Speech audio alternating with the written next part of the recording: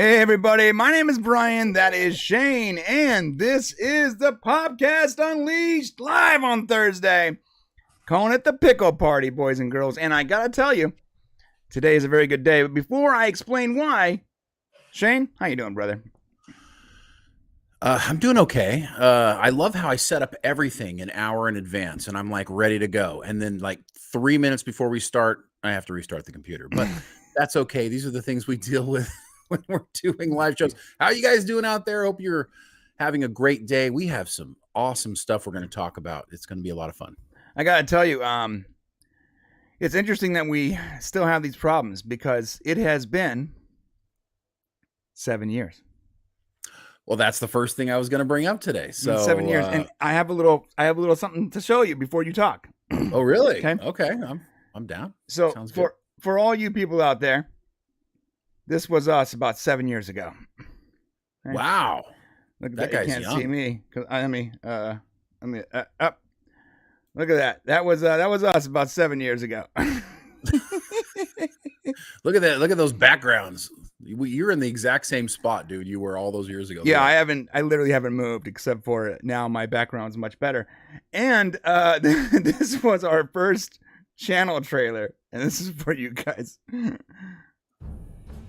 Oh. I love this. I'm literally on Shane's back. Oh my God. Hey, my name is Brian. This is the podcast. All right. I think there's a part where we start smacking each other around. Oh yeah, let me show you that. We do a lot of stuff here for you. Yeah, Make sure to subscribe. We do movie reviews, TV reviews, game reviews, and some. Yeah, like he was saying, we do all those things. My name's Shane, the other host of your show. What were we And thinking? we do movie reviews, 7 years ago. reality TV shows. I'm gonna turn this down. And then I come out of like left, camera left, and I just jump on you, and I don't think you were totally expecting that, Oh, so no, you hit the ground. it was scary. I was not ready for that. So, we did. We started on Mixed Teas a million years ago, and then eventually Popcast, and then Popcast Unleash. Here we are. It's been 7 years. So, because this week is our anniversary, Shane, I prepared for you a little something. Here's the deal. Okay. I tried to send Shane an e-card, but all the e-cards are like for like husbands and wives. So this was the best. This was the best I can do. Pretty close, actually. What the hell? What? That is wrong. Happy anniversary, Shane. Happy anniversary, buddy. You know what's funny? That's not crazy. You did that. 7 years, me and you. No one wants to see. Why us are for you that. always naked? No, you're right. It's been 7 years. So we realized our 7th anniversary actually takes place on First Contact Day. Yeah, And it was so wild. I was like, I just happened to be looking at it and I'm like, you know what? I wonder what our anniversary is. And I happened to go look back at our very original video we ever did on YouTube, which was a review of Batman v Superman. That was our very first thing we did. And I looked at it and I went, oh my God, it's April 5th, 2016. Yeah, the first thing we did was just audio, and we literally just reviewed a movie, and because we didn't have cameras. We didn't. We had been doing some podcasting before that. So Right, we had Raw little Rant bit. before that, yeah. But so in 2016, we started way back on the Mixed Teas channel where we were basically like doing videos, you know, as part of Mixed Teas, and we were the Popcast. We were like the Mixed Teas presents the Popcast is Right. what we were back in 2016. And then we realized after working really hard on that channel for 2 years that we couldn't monetize it. So we then started our own channel, the Popcast, in 2018. Then we started this channel, Unleashed, in 2019. And guys, after 442 videos and 23 million views. Okay. You guys have blessed us with your time and your words. Thank you so much. We are grateful for your support. And thank you for being here with us today as we talk on another fun Thursday. Yeah, it's so funny that we worked on that channel for 2 years, and everyone was just like, look, when you get to 1,000 subs, you'll be able to monetize it. We're like, oh, okay, cool. So we hit 1,000 subs, and I tried to monetize it. And it was impossible because it was a brand account. It was tied to a really old account, like an account that started when YouTube was like before there was live streaming on YouTube, and it just never happened. We're like, we're gonna move. We're gonna start completely fresh over again. And we told all of the people that are watching, come and join us on the podcast. And about 80 people showed up out of almost 2,000. Yeah, it was rough. So we've restarted multiple times, and we're just lucky to be here with you guys. A lot of things to talk about today. Do you want to go down the list? And then before we actually get started with our Star Trek Picard Season 3, Episode 8 review, just want to talk a little bit, a couple other things, but go for it. Yeah, we are talking about, like Shane said, Star Trek Picard Season 3, Episode 8. We're going to do that full review, upvotes and downvotes, frame by frame, scene by scene. And looks like this week we got the weekly Terry's back, because there was a really cool article I wanted to share with you guys about Star Trek Legacy. We're talking about The Mandalorian and the WTF that is The Mandalorian. Oh, Lord. What is happening with this show? It's like it's being written by 7-year-olds. It's like somebody has John Favreau tied up in the basement, right? And they're just like doing whatever they want. Like, I like practical effects, but oh my god, yeah, it'll be interesting. It's like high school theater, and I finally got caught up with that, and I'm confused. Also, guess what's back? Fake News Friday is back, because Giant Freaking Robot dropped a banger of a fake news story. I can't wait to share that with you guys. Yeah, what's going to be fun is even a blind squirrel might get a little bit of a nut.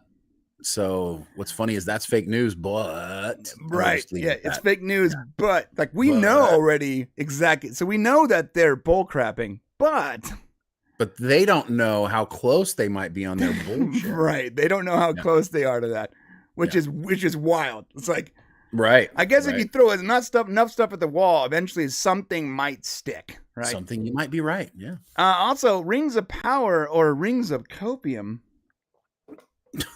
Copium. There's an article about that too. It's pretty funny about their negative viewership ahead of season 2. Dungeons and Dragons, as in Wizard of the Coast, is going to be removing a species from Dungeons and Dragons because it's racist. I don't think that they understand what racist means. I read the article and I was like, hey, this guy doesn't know what racism is. He doesn't understand the definition. It'd be fun to break that down. Yeah, and if we have time, we're going to look at the Blue Beetle trailer. And in the member section, for sure, we're doing a Quantum Leap wrap-up. Because we finished Quantum Leap, and what the hell is going on there? so much crazy to talk about today. So I hope you're ready. You got your popcorn, you got your drinks, whatever. Settle down, sit down. Let's have a good stream. Shane? Yes, I totally agree. It's going to be a lot of fun. And the first thing we should talk about today is we should talk about the Super Mario Brothers movie just a little bit. I don't think you've seen it yet, right? Not exactly. No. Okay. So listen, it's funny. I took the family to go see it, and I don't typically look at Grace Randolph reviews because I can't stand her high-pitched voice. It actually drives me crazy, right? But she is an industry standard person. And so I saw she got an early showing to Super Mario Brothers movie, and I'm like, okay, well, and then I saw that she said it was awful. And I'm like, wow, it was awful. I'm okay. Well, let's see what she had to say. Before you go into that, let me segue. I am hiding little Doomcock and Grace Randolph pictures in all of our thumbnails. Oh, really? Well, I didn't see this one. Yeah. Whoever can discover them in the first 5 minutes of a stream and tell us where they are, okay?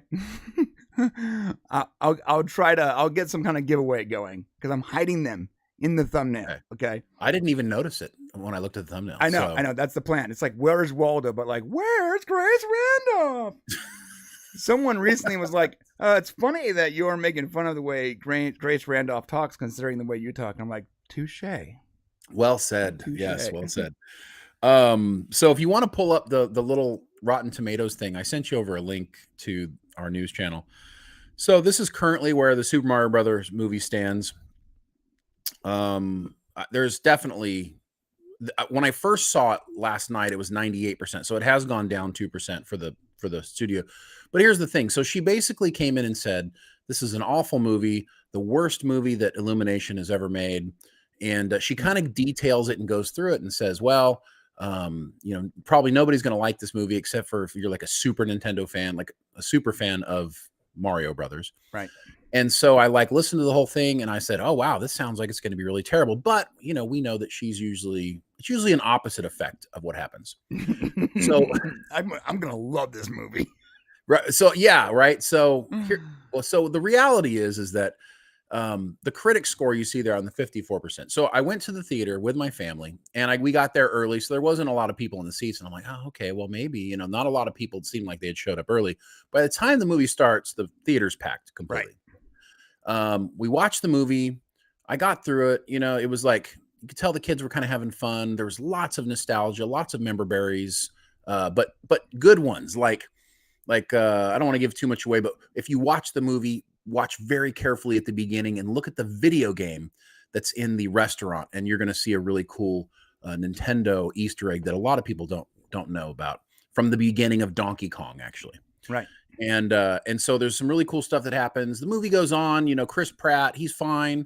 Of course he's my Emmett from the Lego Movie, and I absolutely love it when he voices characters for cartoons. Luigi, played by Charlie, what's his name? From Charlie Day. Charlie Day. Great. Just fantastic. Really good job with all the voicing. Seth Rogen was great. And so you get through the whole movie and you get to the end and you're like, well, hey, that was just a fun little movie. It was like being in a video game, right? You got through it all. And then I started to think about Grace Randolph's review, and I realized, because she said she's never played the games. She doesn't know who the characters are, really. And she doesn't really know anything about it. And then she said it was a terrible movie. At the end of our viewing, the audience applauded. There was like a standing ovation. Right. Which I wasn't included in that because I didn't think the movie was incredible by any stretch of the imagination. But every kid in that audience went nuts. Right. So let's just say it's not a bad movie. It's not The Godfather. I think that's what these critics want. They want it to be like meaningful in some way, and she attacked a couple of things. I thought it was interesting. She said that, this is so crazy to me. So if you guys know anything about Mario Brothers, like from the original one, so the bad guy, Bowser, he steals the princess because he wants to marry her. Right. It's the classic trope, because in the original Donkey Kong, like King Kong, what did King Kong do? King Kong fell in love with the lady, the starlet, right? And so he takes her to the top of the building. That's King Kong. Donkey Kong was created basically off of that mythos. Right, so but they couldn't use the King Kong trademark. But they couldn't use the King Kong trademark, so he ends up being Donkey Kong. Gets taken, he takes her to the top of the tower, and then the little Luigi, the little Mario guy, which he didn't have a name back then. He was actually called Jumpman. Goes up and tries to save her. Okay. Now, when Super Mario Brothers comes out, that's what the game's about. We have 8 levels, 8 worlds, where at the end of each world, Mario's trying to free the princess from Bowser, who wants to marry the princess. And every time you get to the end, it's like your princess is in another castle. Right. And so this movie follows the original storyline of the thing. Right. And what Grace Randolph did is she said, well, it's not appropriate that he wants to marry the princess, and that because she won't marry him, he's now going to destroy her world. I'm like, lady, that's exactly what the story is about. So listen, if you're going to be a reviewer of movies, and you're going to do something that has a universe that's 50 years old, almost, you're not even that old, 40 some odd years old. If you're going to do that, you have to do a little bit of research. I mean, it's so lazy to just sit there and talk it down without understanding anything about it. And then, I don't know how many people are going to go see the movie based on it. And I don't feel bad for them in any way, because they'll probably make $1 billion. But just so you guys know, it's an enjoyable experience. Yeah. I saw some of her other tweets where she clearly doesn't understand Mario Brothers. And to make it worse, when she said only hardcore Nintendo fans are going to like this, you mean everyone? You mean everyone who's ever played a Mario game is going to understand? Right. Come on, bro. What is there, like 4 generations now of people that grew up playing Mario Brothers? At least 3. At least 3. My kids at least the 4th, and they're playing Mario Kart. Right. Yeah. I was probably about I want to say about 10 to 12 years old, somewhere. I was about 10, I think, when the first Mario game came into the bowling alley where I was at all the time, and we're like, oh my God, what's this? And it was just a really different kind of game to play. And so it's really been going on for such a long time. But the fact that she was upset that they don't explain how this world exists, like, lady, they do explain. Princess Peach basically says at some point in the thing that there's tons of worlds, tons of universes and galaxies out there. Right. It's essentially just somewhere in the galaxy, right? Right. But she complains that there's no like explanation for how it exists. It's just really, ignore her, guys, and go watch the movie. Like I said, I'll be hiding her in our thumbnails just for fun. Jeremy Snyder for $5. Happy 7th anniversary. Thank you, Jeremy. And Jeremy's been with us since Mixed Teas, bro. Jeremy's been with us a long time. And yes, and Kenneth the Rogue for $11. Thank you, Kenneth. A good family movie. Applause for it being a good family movie. They don't get that too often now. And true. Thank you, Ken. Ken is also a very long time fan, all the way back, I think, also to the Mixed Teas days. We have some really great people that have been with us for a long time. And if you want to hang out with those people at the end of the show, we have we'll go into the member section, and there'll be more on that later. But we talk to you guys very specifically and talk to the chat, and it's a lot of fun. So stay tuned for that. Yeah. Okay. So was there we have another one from Doomed, huh? Oh, was there? Did I miss it, yep. bro? I'm so sorry. Sorry, Doomed. I was distracted. Yep, there it is. $2. They forgot to announce Star Trek Legacy on First Contact Day. Yes, they did. We put out a really fun tweet on that. I don't know if you, anyways, and I got to tell you, I was, when you put out a good tweet that people like comment on, because other people start copying your image. So I had this tweet of basically Captain Shaw looking up like towards the main view screen, and you had like Picard and Seven and Riker behind him. And it's like, hold on, guys, they're about to announce Star Trek Legacy on the main view screen. Mm-hmm. And then it was like, they have to announce Star Trek Legacy on First Contact Day, right? Right. And so people started using that image in their tweets later on. And I'm like, I found that one first. But they didn't announce anything. The article we talk about today in the Weekly Terry used the same image, which I thought was funny. Yeah, and the reason they didn't announce anything is because they announced Starfleet Academy 4 days earlier. Right. Or whatever. And why? I just think that I don't know if it's the marketing department or what's happening over there at Paramount, but they just seemed out of sync. With the way the Star Trek days have gone down. I mean, they give us 2 years of events on First Contact Day, and then it's just like silence. So is First Contact Day a thing?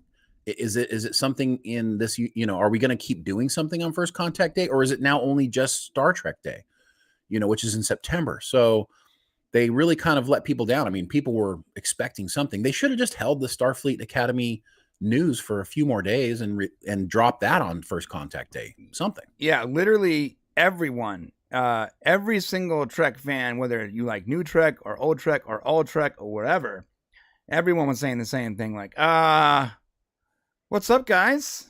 Nothing? Super chat from Brian Harvard. I was shocked that we got nothing special on First Contact Day. Yeah, everyone was. It's wild. Thank you, Brian. Yeah, I mean, think about it. They dropped the darn thing on April 1st, which then, you've already got right. April 1st. You've already got enough fans who are like, Day. Well, it's funny. It's like you already got enough fans who like aren't interested in the Discovery timeline at all, and we know Starfleet Academy is going to be in that timeline. So then you drop it on April Fool's Day, and it's like, it's like I don't know what it is. They're tone deaf. I don't know if they're just not considering it. It would be, I don't know how many really great Star Trek fans work at Paramount in the marketing department or stuff like that. But if there are a few of you guys in there, talk to your bosses and tell them the importance of utilizing things like First Contact Day and Star Trek Day to do really cool things. If a couple of times a year you make it really, really interesting and exciting, you're going to get the fan base excited. So just some advice coming from a couple of nobodies who happen to work in marketing for 3 decades or so. Right. But yeah. Well, anything else you want to talk about that the Artemis mission real quick? No, let's do that later. I think we should get into Star Trek, but so let's save a couple of those things I sent you for later. Okay. Roger, rock and roll. Okay, so this is the part where we get to do the review. Let me set that up. Where are we at there? Yeah. This was a great episode, guys. I'm telling you, it's we are set up with how you end an episode with Jack's hand on the door and then like bloop. How can you wait a week? How? Right. Okay, everybody, this is how it works. If we like something, we're going to give it an upvote, and if we dislike something, we're going to give it a downvote. And at the very end of the episode, we're going to tally those or average that to those two scores and give it an official Popcast score. We are reviewing Star Trek Picard, Season 3, Episode 8, titled Surrender. And just as suspected, this week was a banger. But do not sleep on this, because the next two episodes, that's the final act. And the setup is complete. We're about to reach peak Trek coming up in the next couple weeks. I like the way you said that. All right, so last week's episode ended with Vadic and her crew taking over the Titan and her proclamation that it was time for Jack to learn who he truly is. We did learn that Vadic was experimented on by Section 31 as a prisoner of war during the Dominion War, and Lore has a lot more control of the body he shares with Data than we expected. So we're at a place here where, with Frontier Day now imminent and Jack in Vadic's hands, what can Picard and the crew do to get them out of this dire situation? There's your setup. There's the setup. And here we are. Vadic is on the bridge, being menacing. Interesting first shot. Yeah. It's a reflection of her lighting her cigar. And I'm looking at it, I'm like, is that a gun lighter? Right? I'm like trying to figure out what she's lighting, because it looks to me like a little gold, like lighter. And, yeah, but the gun lighter is when you pulled them, the flame came out of the barrel. The barrel, you're right. So this one comes out of the middle of the. I spent just too much time like pausing there and trying to figure out what the heck that was. But she's kind of got a weird little old timey cigar too, like almost like a custom rolled cigarette. No, it's a cigarro, bro. A cigarro.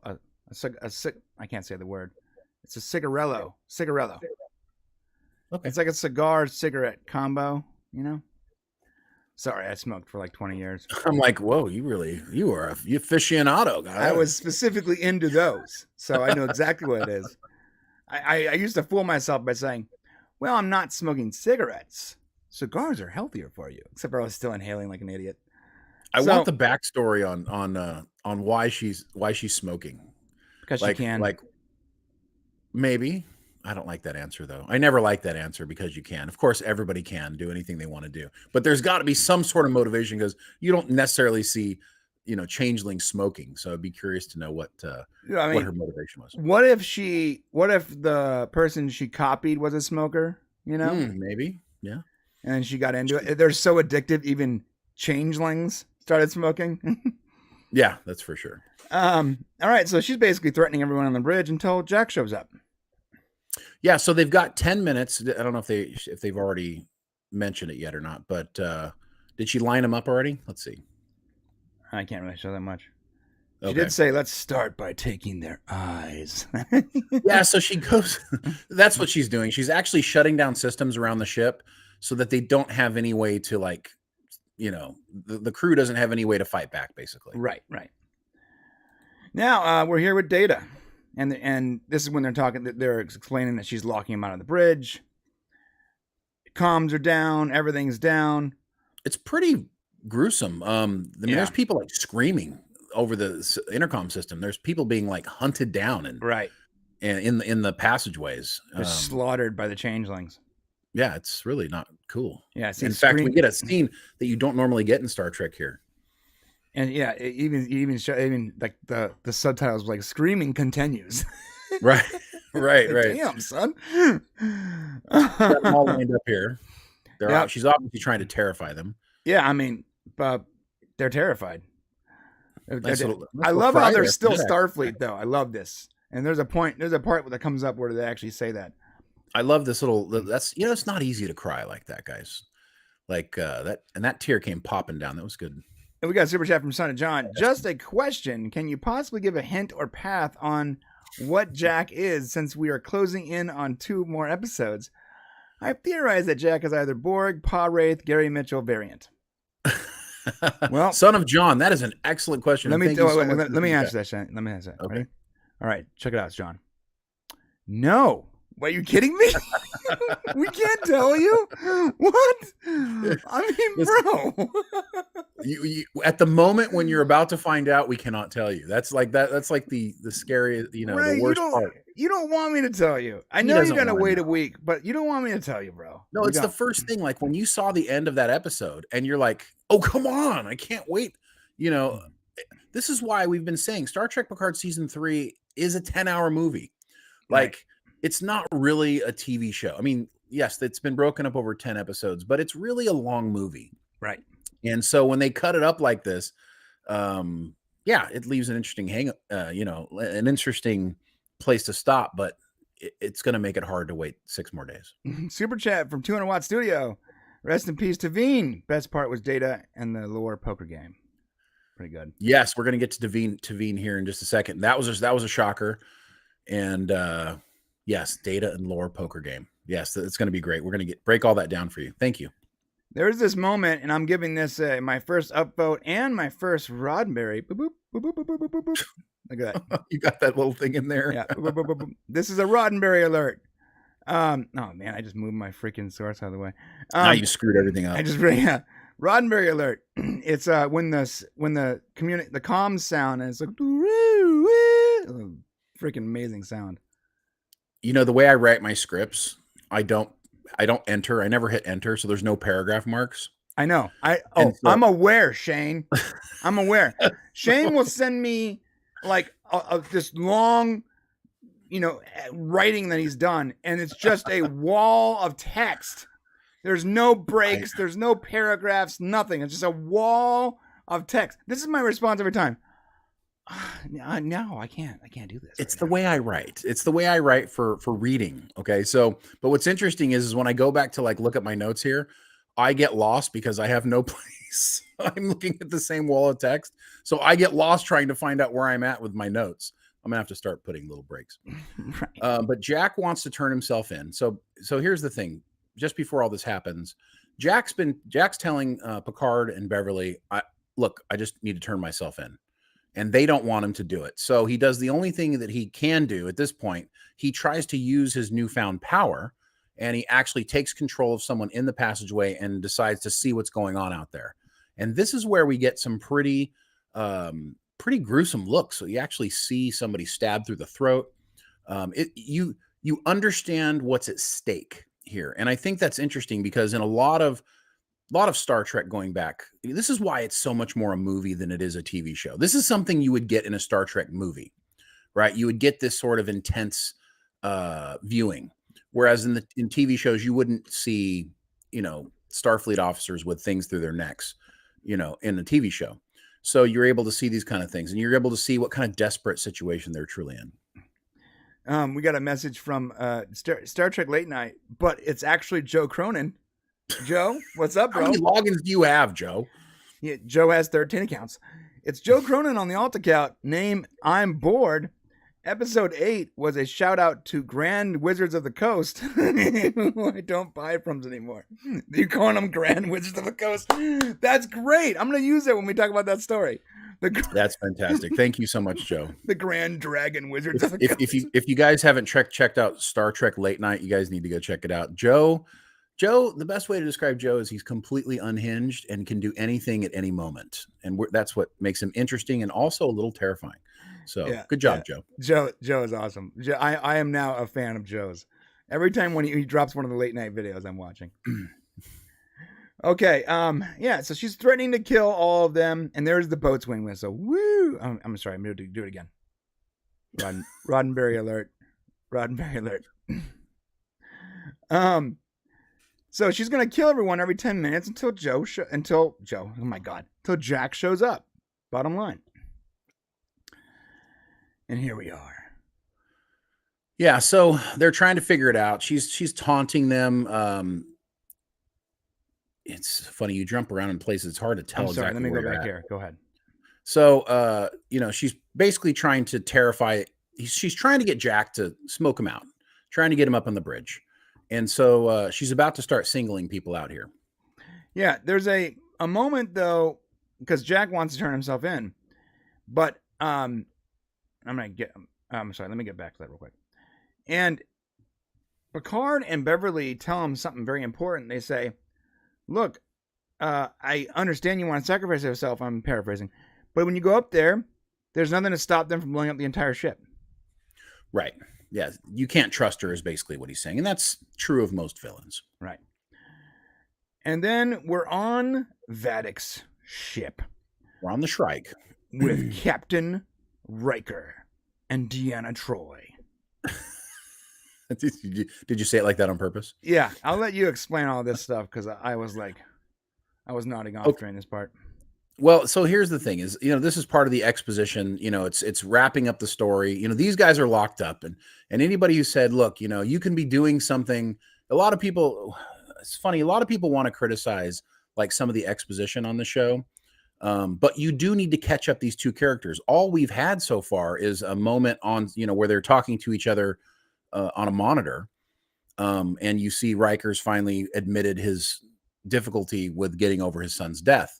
So now we're having this final discussion between the two where they basically admit to each other that, Riker, what was happening was Deanna was taking Will's grief from him after their son died. Right. She was trying to protect him and help him by covering up his grief and so that he wouldn't feel the grief. She has that power to do so. Right. And it was making him feel like nothing mattered. And so, but at the same time, she also had to feel the grief of everybody around her because she's a betazoid. She's like a sentient antidepressant. Yeah, she can do that. Yeah. But she also has to take on, she feels everybody around her. So when Will and probably their daughter were sad, she had to feel that from them. So she has this intense pain. He wants to feel the pain of the loss of his child. And so they have this, he has to get away from her because she's taking something from him. And this right here, they come back together and they kind of have this joint realization that, of what happened. And they have basically a healing moment here. And there's nothing else they can do. They can't save the ship. They're locked up. So anybody who complains that they're sitting here talking about their feelings when they could be doing something, well, that's not the case. They're in prison. And I'm going to give an upvote here because she was questioning whether or not they should have sent the message, right? And he's like, if I know Picard, he's got a plan and he's got her on the ropes now. Yeah, no, that was actually really funny. That juxtaposed where like he's locked up and she has the fridge. Right. And I think that's what's great about this is they don't really lose the levity. Like, when they're doing this episode, and by the way, credit goes to our good friend, Matt Okumura, who's got the credit for writing this episode. I know it's a team effort, but Matt gets the credit for this episode and they did a really good job. But we need this. We need this kind of moment where these two characters can heal before we get further along in the episode when the whole team will be back together. Right. So we needed this to happen. And I think it's nice to kind of see where they're at. And when we come back to the scene, there's also something interesting we need to mention when we get back to them. Super chat from 200 Watt Studio. If you haven't seen the episode, it's best not to be here. I mean, that's. Oh, yeah. By the way, sorry, guys. When I said scene by scene, yeah, I mean, that's like for real. Yeah. Yeah. In case you guys didn't catch that, we are doing a scene by scene, frame by frame review of last night's episode. So, if you don't care, then stick around. That's cool too. Or, just come back after you've watched it. I understand our friends, and I still don't understand why this is the case. Why our friends across the pond don't get to see it till tomorrow. It's not cool, but it is what it is. We can't control it. So it's really not. Yeah. Another super chat from 200 Watts here. Thank you, super 200 Watt. She was cyboxing him, but like Kirk, you need your pain. Yes. Undiscovered Country. Well said. By the way, I watched part of Undiscovered Country yesterday just because I don't know, something hit me all of a sudden. I'm like, I just need to watch part of this movie. And I was updating my top movies of all time list after going to see Super Mario Brothers. Mm-hmm. We'll have to share that with these guys sometime. Yeah, well, share it with after the review, man. What are you waiting for? Fox Sound for 999. Nuance, comedy, and sci-fi. Take note, Star Wars. True that, my friend. Lord.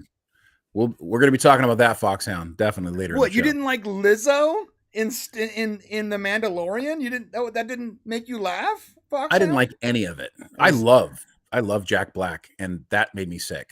So it was all bad, all horrible. We'll talk about that later. All right. So back on the Titan. So this is an interesting conversation between Captain Shaw in 7, he tells her, he's kind of mad at her. He's like, I told you to blow the turbo lift. Told you to blow the turbo lift. You know what's funny is last week, I don't know if it was a sound thing or if it was intentional or what, but so he told us on the Raw Ranch show on Monday, which was great. If you guys missed that, Todd Stashwick was on Raw Rant on Monday. Incredible interview. You guys really should go look at it if you haven't seen it. Our Raw Rant live stream is every Monday at 2:00. And it usually has these actors or writers or whatever. He was on it and he was awesome. And when we asked him to reveal something we didn't know, he actually said, blow the turbo lift. And none of us, not a single person on the panel who had seen the episode like 6 times, knew what he was talking about.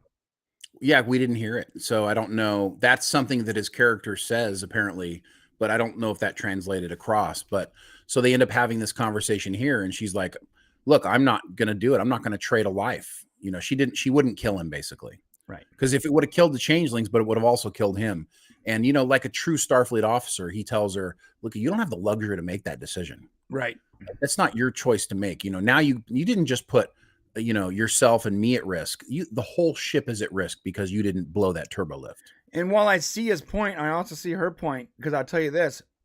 How does that mean Vadic? How does he know that's going to kill Vadic? I don't know. We don't know if that's going to kill Vadic or not.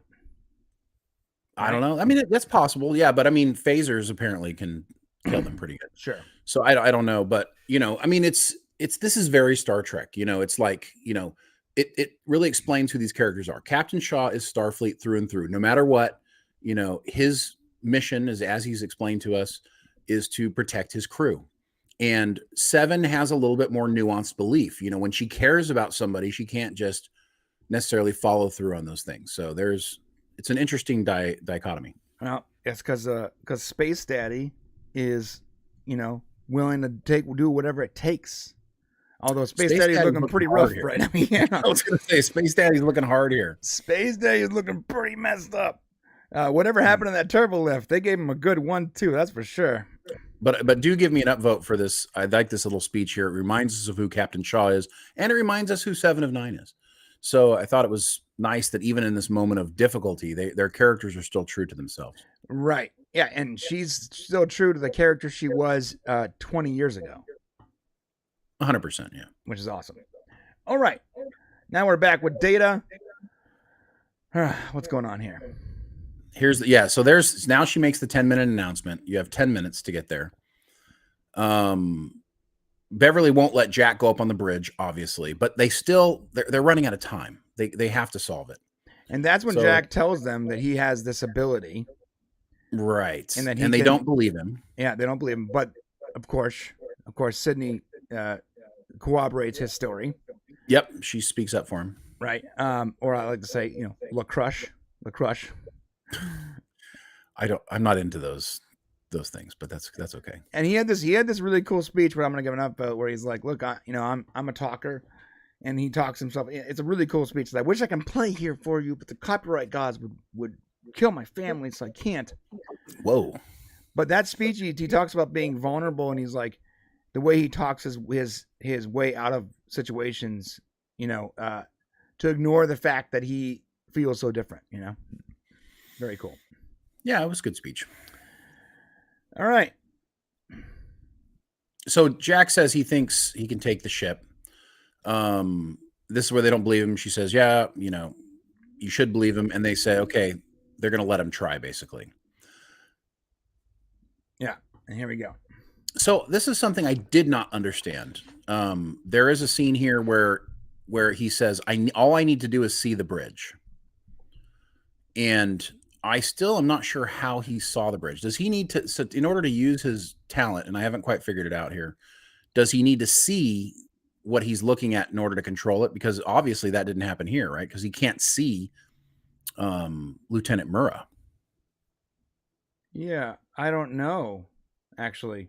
So I'm not sure, but he ends up taking control of Lieutenant Murrah here, which is very interesting. And while Vadic's back is to him, all of a sudden, Lieutenant Murrah is trying to put in the code that Picard has given Jack, basically to take back the system.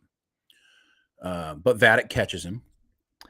Yeah, that's actually I mean, that sort of deserves a downvote then, because they did mention that he had to be able to see him, but both time he used his power this episode, he wasn't actually looking at anyone. I don't know if he has to be able to see. I just know that he said something about seeing the bridge. So I'm not sure if that was if that was my misconnection. I didn't understand it properly, or if that was something that was missed on the show. He's seeing could have been mine. He says he's seeing through Mura's eyes. All right. Well, I don't know. All right. Foxhound for $1.99. Vatic with unhinged Joker level acting. Superb. Yeah, I agree. It was very good. Oh, yeah. You know, Foxhound about this. A lot of complaints about Vatic being the big bad, you know, being the bad guy in the show. And she's been fantastic. I don't know how many people are like, you know, don't like her because I don't know why. But, you know, she's done a really good job. And I think she deserves a lot of credit. Well, you know, in the first couple episodes, like before we understood her motivation and before she was three-dimensional, I thought she was sort of cartoony. It was when she when we got her whole story and understood her motivation. It wasn't. I hate villains that are villains for the sake of being villains. Like I don't understand that. Well, these are complaints after she's become a three-dimensional villain. Oh, well, you know, complaining, you know, yeah, so that confuses me why people are, and then that just tells me some people just want to complain, or they don't like the fact that that a girl is the villain or something, you know, so there's a lot of reasons why that's the case, but she did a fantastic job. She was very scary. You believed she was going to do all the things that she was going to do. And I believe in a moment here, she puts, after this happens, she looks into Lieutenant Mura's face and says, "Oh, Jack, is that you?" Like she knows Jack's ability, right? She understands, who Jack is. I saw this complaint too about the hand thing. Remember, there's 2 episodes left, so yeah, of course, yeah. Anybody who's saying like, you haven't given us the answers, this show sucks. Well, I'm sorry, you got to keep watching the whole thing. I'm just saying, even if you don't think it sucks, maybe there's things that you don't feel is resolved yet. There's 2 episodes left. Well, I'm seeing people saying this show's awful because they haven't answered our questions. I'm like, well, watch the rest of the show. Yeah, that's true. But if you feel like you have unresolved answers, when you get to the end, I'll just be curious. If anybody has any unresolved answers at the end of this show, I'll be really surprised. Well, we'll be doing a very gigantic stream about that. So I'm sure we'll deal with all the questions. All right. Okay, so now she's really trying to draw Jack out because she knows that, she's basically putting these people on their knees. She puts Esmar and Mura on their knees and then gets them to tell personal details about themselves. We find out that Mura has a son, so it even ingratiates us even more to these characters. The people, we've had this kind of discussion about whether or not the bridge crew is good, better than other Star Trek shows. This is not the USS Titan TV show. This is Picard season 3, and it's about the TNG people. And the fact that we've gotten so much of the bridge crew is actually, kudos for giving us this much because they didn't have to, and I do feel like we've learned a lot, and these characters have given us enough curiosity to want to see more of them going forward. I agree. And I do like the bridge crew. I actually like the bridge crew here, which is surprising. I like them. I'm not in love with them yet. I don't know enough about them to be. Oh, go back just a sec. We don't know enough about them to be in love with them or anything. But this show's not about them. But there's a curiosity. I feel like when I look at them, look, I know their names. Lieutenant, that's Ensign. That's Esmar. The other one's Mura. I know their names. Right. We're about to see Tavine get shot in the head. I know. So, do you know what Tavine's race is? She's Vulcan. Is she Vulcan? Yeah. Are you sure? I think so. We'll see right now when we pause it. Fascinating. I'm pretty sure she's Vulcan, yeah. She's Tavine. Let me pull this off. Like T'Pol or she's a Vulcan. Oh yeah, Tavine. Oh yeah, it makes sense. Tavine, T'Pol. Okay, I get it. She got the ears. But basically, and I thought it was kind of wild. This shows how crazy Vatic is. Right. Like she's got the phaser pointed at Esmar. And then the 10 minutes are up. She's going to take somebody's life. We know she's going to take someone's life. The feeling that came through was someone's about to die. And then she quickly turns the phaser at Tavine and then just kills her. I don't know why I was like, is she Vulcan? Is she Romulan? Okay, yeah, makes complete Probably sense. Probably because, well, she's not going to be Romulan. Well, because but she has like the sort of evil eyebrows, you know, and she's bald. Right, but Romulans are not part of Starfleet. That's true. Okay. Yeah. So I was about to say fun fact. This is not a fun fact, but this is a fact. This is a not fun fact, but a testament to this actress's abilities is, if I remember correctly, isn't she like sick in real life? Yeah, she was actually. You're right. Yeah. She had to get through this. I'm not going to go into personal details, but there was some sort of, she was going through an illness, and she was a trooper getting through this whole thing. Yeah. Rock and roll, man. Yeah. So sorry to see her go. Bye, Tavine. Yeah. And I would like to upvote this because, you know, doubling down on how crazy Vadic is just intensifies how nervous we become for the people that we care about in this show. Right. You know, so give me an upvote for that, if you would. I gave you an upvote. I can't see the upvotes. Stop pestering me about the upvotes. Oh, my bad. I can't see them, so I don't. You're right. I hit the wrong button. I apologize. There they are. Thanks. Yeah. Listen, 3/4. Stop pestering me about stuff you can't see. 3/4 Vulcan, 1/4 Deltan. Yeah, I'm gonna go with that. That makes more sense. Yeah, and Sevena says they just executed Lieutenant Tavine. Oh no! Super chat here, real quick. Yes, Andre Benson. I was genuinely very. Go ahead. You want to say it? I was generally very upset after she killed Tavine. Yeah, I was too. I don't feel like we got to know her very much. We got to see her do a few things on screen, especially during the Plato Tuvok scene. Mm-hmm. You know, she was in there trying to help figure out whether or not Tuvok was real or not. You know, she looks like she'd be an interesting character going forward, and that's going to be the end. But yeah, that's true. Okay. Back on the Shrike.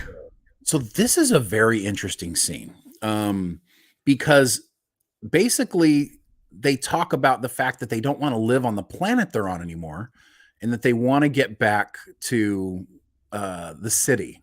It's funny how she goes, I don't even like that house. It's like it was designed by a hipster or something. Right. Right. And I don't look at, I know 100% that Terry and his team are not throwing shade at Picard season 1. It seems that way. I know they're not, but it does seem that way. Right. You know, and I know a lot of people have already said, "Oh my God, they're retconning season 1 big time by doing this." I don't think that was the case. I don't think anybody was ever comfortable with the fact that Riker and Deanna went off the grid. Right. I don't think anybody was like, that was weird. Is that what they would do? Well, yeah, they wouldn't do that. That's weird. Right. So upvote for me, because we need to get them back off the grid, back into a ship. Society. Yeah, Yeah, it was funny. Like when I straight up laughed when I was watching this again last night. I was like, "Oh, it's hilarious." It's designed by him, because it probably was designed by a hipster. FYI, in real life, it was probably designed by a hipster. Is Michael Chabon a hipster? That's really the question. It's like, I mean, if you look at him, he sort of looks like a hipster. I don't know. I don't know him personally. I don't know he seems like an old man to me. And I feel weird that an old man can be a hipster, but I guess it's possible. I bet you $50. That guy is into a skinny chai tea with matcha powder. Does that make you is that what makes you a hipster? And a double shot of wheatgrass. I don't know. I'm going to have to look up definitions. I don't know what a hipster is. I guess somebody who's hip. Blended with a cruelty-free sourced cardboard straw. I hate those things, by the way. They collapse within 30 seconds. They're terrible. This makes no sense. Every time I get one of those stupid paper straws, it's still wrapped in a plastic sleeve. I know what's up with that. That was so every weird. time. It's like there's plastic over the paper straw. We're so stupid that we're like, we got to ban plastic straws, even though it accounts for 0.00001% of plastic. But then you still wrap it in plastic. I think it fantastically describes our society right now. complete. Look, we're going to give you a paper straw because we're worried about the environment, and cover it in plastic because we're totally confused as to what we're all about. So. Genius! It's hilarious. Genius. It's like no one's looking at the final product and being like, wait, does this seem? So because it used to be plastic straws wrapped in paper. They just reversed it, and now us as users just have a hard time drinking our drinks. So the ultimate goal is just to screw the user. Like it's the same. It's a zero-sum game, and it's harder to open the package. Now you got to use your teeth to open it before you can Right. So it's harder to open, harder to use in every way. It doesn't do anything for anyone. Just screw us. And this could be a whole video. They cost more. It could be a video all its own. It's great. Sorry, guys. Josiah Guernsey, first time I've been able to make it to the live stream. I love the videos. Thank you, Josiah. Thank you for the super Thank you, chat, Josiah. Glad you're here. This is a lot of fun. All right, enough about plastics. Shane, stop sidetracking us, bro. You started this. All I said was you actually called him a hipster. I'm just like, is Michael Shimon a hipster? You know, he probably loves the paper straws. That he has to rip off with the plastic with his teeth. Yeah, okay. What they should do is make straws out of pasta. Stop. Straws, bro. No, just knock it off. And then when they start to get soft, you can eat them. Don't give them any ideas, bro. It could happen. It could. 100% can. How about sugar straws where the sugar dissolves as soon as you start drinking the drink? You're stirring it with the sugar straw, and then you don't have to put sugar in it. And then you drink it. Yeah. All right. We're done. Yeah. I thought you loved Nepenthe. It's like, no, it was designed by a cabal of hipsters. And those birds every morning. They kind of went a little out of left field there for a second, and I'm like, until I realized, they're basically retconning. Hey, Kenneth says I can hear an echo from you, and that's because Shane's speakers. You guys. Also, I don't know what happened.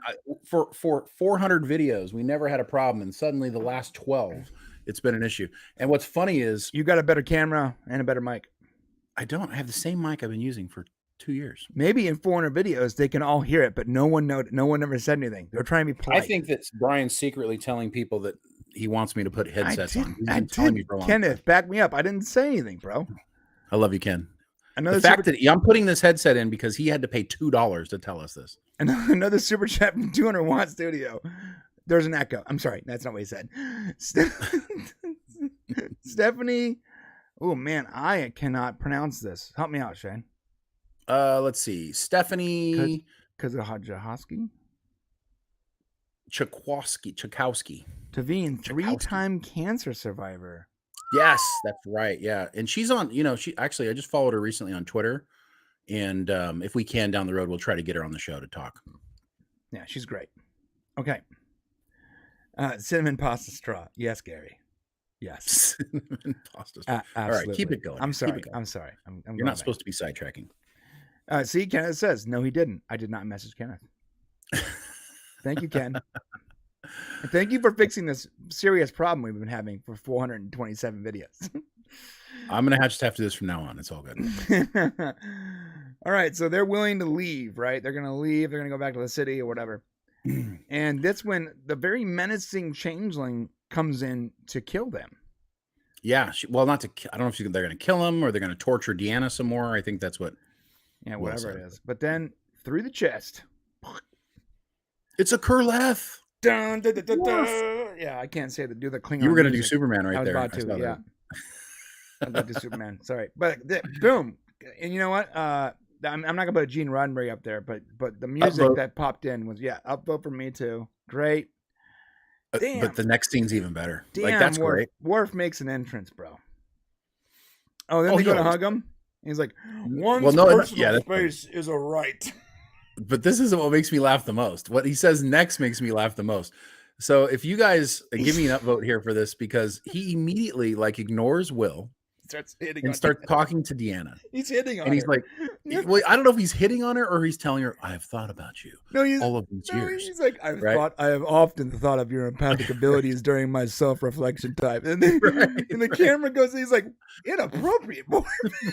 Well, no. So Will, okay. So this scene has to be told properly because it's so wonderful. So he's basically telling her like how he's thought of her over the years and blah, blah, blah. And of course, at the end of TNG, the final season of TNG, in the final episode, in fact, they were in a relationship. And then all of a sudden, the events of Nemesis, Will and Deanna get married. You never find out what happened between Worf and Deanna. Although Worf goes on to DS9 and of course is with Jadzia Dax and all that good stuff. But you never get like a thing. I love that there's this little, we don't really know the story of what happened, but that Worf kind of maybe had a little flame in his heart and he carried all this time. And Will says, look, are we continuing the torture or, or is this a rescue? So I thought it was great. I just love the innuendo was so good. He was like, I've often reflected of your empathic abilities during my private time. Like what? It sounds so normal, but it also sounds dirty at the same time. Until you really think about it, right? Plastic flavored straws, please, from 201 Studios. Plastic flavored paper straws, please. Yes. I just want a plastic straw wrapped in paper. Can we just do that? Can we go back? Someone should invent that. There's no going back, right? I know. Once you've gone crazy, there's no going back. I often fantasize about the time we spent together. Yeah. I don't know how Riker even competes. Worf has 2 members down there, okay? 2 of them. That's canon. It's canon that Klingons have 2 appendages. How do you even compete with that? For real. I understand Riker's pain here. If I was a girl, I'd be a little scared, to be honest with you. So I'm just like... There's 2 of them? It's time for private time. Whoa! What is going on? Nope. No.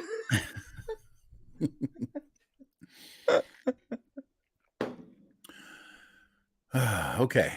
That was the stupidest thing Discovery did with me. Because and it's not very important, but now that's all I think about when I think of romance. It's all you think about, yes. I know. Every time there's a Klingon romance, that's all I think of. I know. Whoever came up with that, we'll have to find them. All right. Ask them some questions. Back on the Titan. All right. Go ahead. No, I was just going to say that, they do eventually reveal, like, apparently they have a cloaked shuttlecraft. That's how Worf and Rafi got to the Shrike. Oh, okay. Cool. All right. Okay, so this scene here, you want to explain it? I'll do you do the next one. This is when they explain they need a computer that's beyond 90 trillion operations a second. Like right there, I was like, well, dude, data, they can do it. Well, okay, of course, that's what you're thinking, right? And so it takes Picard just a half a second here. They do have a shot. It's actually a really great shot for this one here. The shot actually zooms in on Patrick, and during that zoom is when you go, "Oh, Data," of course, because he's realizing it's Data, right? Before the words came out of her mouth, I was like, "Do you use Data?" Yeah, I love how Sydney said, "I could figure it out in a year. My father could figure it out in like a month." But if you want it in a few minutes, you're going to need an AI, basically. That's cool. Yeah. And here we go. Here's Data. Data, can you hear me? Yeah. So it's funny because I love the scene. And upvote, because look, a lot of shows would have just had them get together and then continue the narrative. But we can't forget that there's changelings on board this ship. Right. And they could look like anybody still. Like most people would forget that. I love the detail that Terry Matalas and his team does, where they don't allow us to forget that certain things. And we should remember that. I almost had to go for a second. I'm like, why is this happening? I'm like, oh yeah, there's changelings. Right. So they had this moment where Picard and the way they figure out, the way Geordi realizes, then give me this, I'll take this upvote. Okay. The way Geordi realizes that it's Picard is because Picard becomes a wine snob, like immediately. Like he does wine snobbery. And he's like, oh, definitely Picard. I love how they just keep dunking on Picard this whole season with his wine. Well, see, this is great. See, other seasons they dunked on Picard too, but in a way that was like mean. Now this season they've only dunked on his horrible wine and his pretentious wine snobbery. Which is appropriate. See, that's what friends who've been together for a long time, who know each other's, obviously Jean-Luc Picard has talked a lot of wine with his friends and they're like eye rolling because they can do that with him. That's appropriate. That is the one difference between this season and the previous ones. The previous seasons, they were breaking Picard down about, just being Picard. Now they're breaking down one of his idiosyncrasies, which the rest of us can appreciate because we probably don't like wine snobs either when they do that. So, right. I know a guy. I actually know a guy who has a small vineyard. I live in SoCal, Southern California, and there's a place in Southern California called Napa, and that's where like a lot of the wine is. Right. And I know a guy who like subleases a part of a wine field to grow his wine, his wine or grapes or whatever. I don't know what it is, but he's the one. Every time I see him, he comes down every once in a while. Every time I see him, he tries to convince me to go to Napa for his wine tasting tour. It's only $1,100. Oh, he's trying to get you to pay for it? That's the friend discount. He wants me to Sorry, take my wife for a wine tasting tour. That's $1,100. No one likes wine that much, bro. All right, moving on. Sorry. All right. Adam Van Jensen. Dude, Spot had me bawling. Damn you, Terry. Yeah, it was very good. Yeah, that's coming up here in just a minute. Yeah, that was a great moment. Yeah, sorry, Napa Valley. Yes, Napa Valley. That's what it's called. I meant Napa Valley. Yeah, my bad. Got another super chat up there if you see it. Did I miss it? It's Andre Benson. Did Jack have a TOS style of phaser? I didn't notice that. If he did, I noticed the phasers do look a little different. The old TOS style of phaser basically looks like a handgun, but I don't know if if you do see it with Jack when he does have a phaser, if you go back just a second, you can see where they're all standing there shooting, pointing guns at each other. Sure. I don't see that super chat, but it's okay. It's right above the Adam Van Jessen one. Let me see. Let me get the shot of the. Oh, he does sort of look like an older phaser. Look at that. Yeah, it kind of does. It'd be cool if we could see it from the side. It does. Yeah, if you look at good point. If you look at that little round point in the front there, that does look like TOS era. But you'd have to see it from the side to know for sure. That'd be cool. Nice little Roddenberry. Is it a Roddenberry? Well, then we got. If it is that phaser, it would be a good Roddenberry. It's weird. I don't know how. I don't have you on my screen, Andre. I'm sorry about that. I'll get better. I promise. Okay. Yeah, if it's a Roddenberry, then Roddenberry. I'm gonna make that animated pretty soon, where it's just bouncing up and down. Okay. All right, Jordan. We have a plan to regain the control of the ship. And Geordi's concerned because he knows that if he removes that partition, there's nothing stopping Lore from completely erasing Data. And he says the reason why is because Data can't take a life. So that's the way he's programmed. And so he would be basically easy pickings for Lore. Interesting. So, but Picard tells him, look, we're out of options. Actually, I think it's his daughter.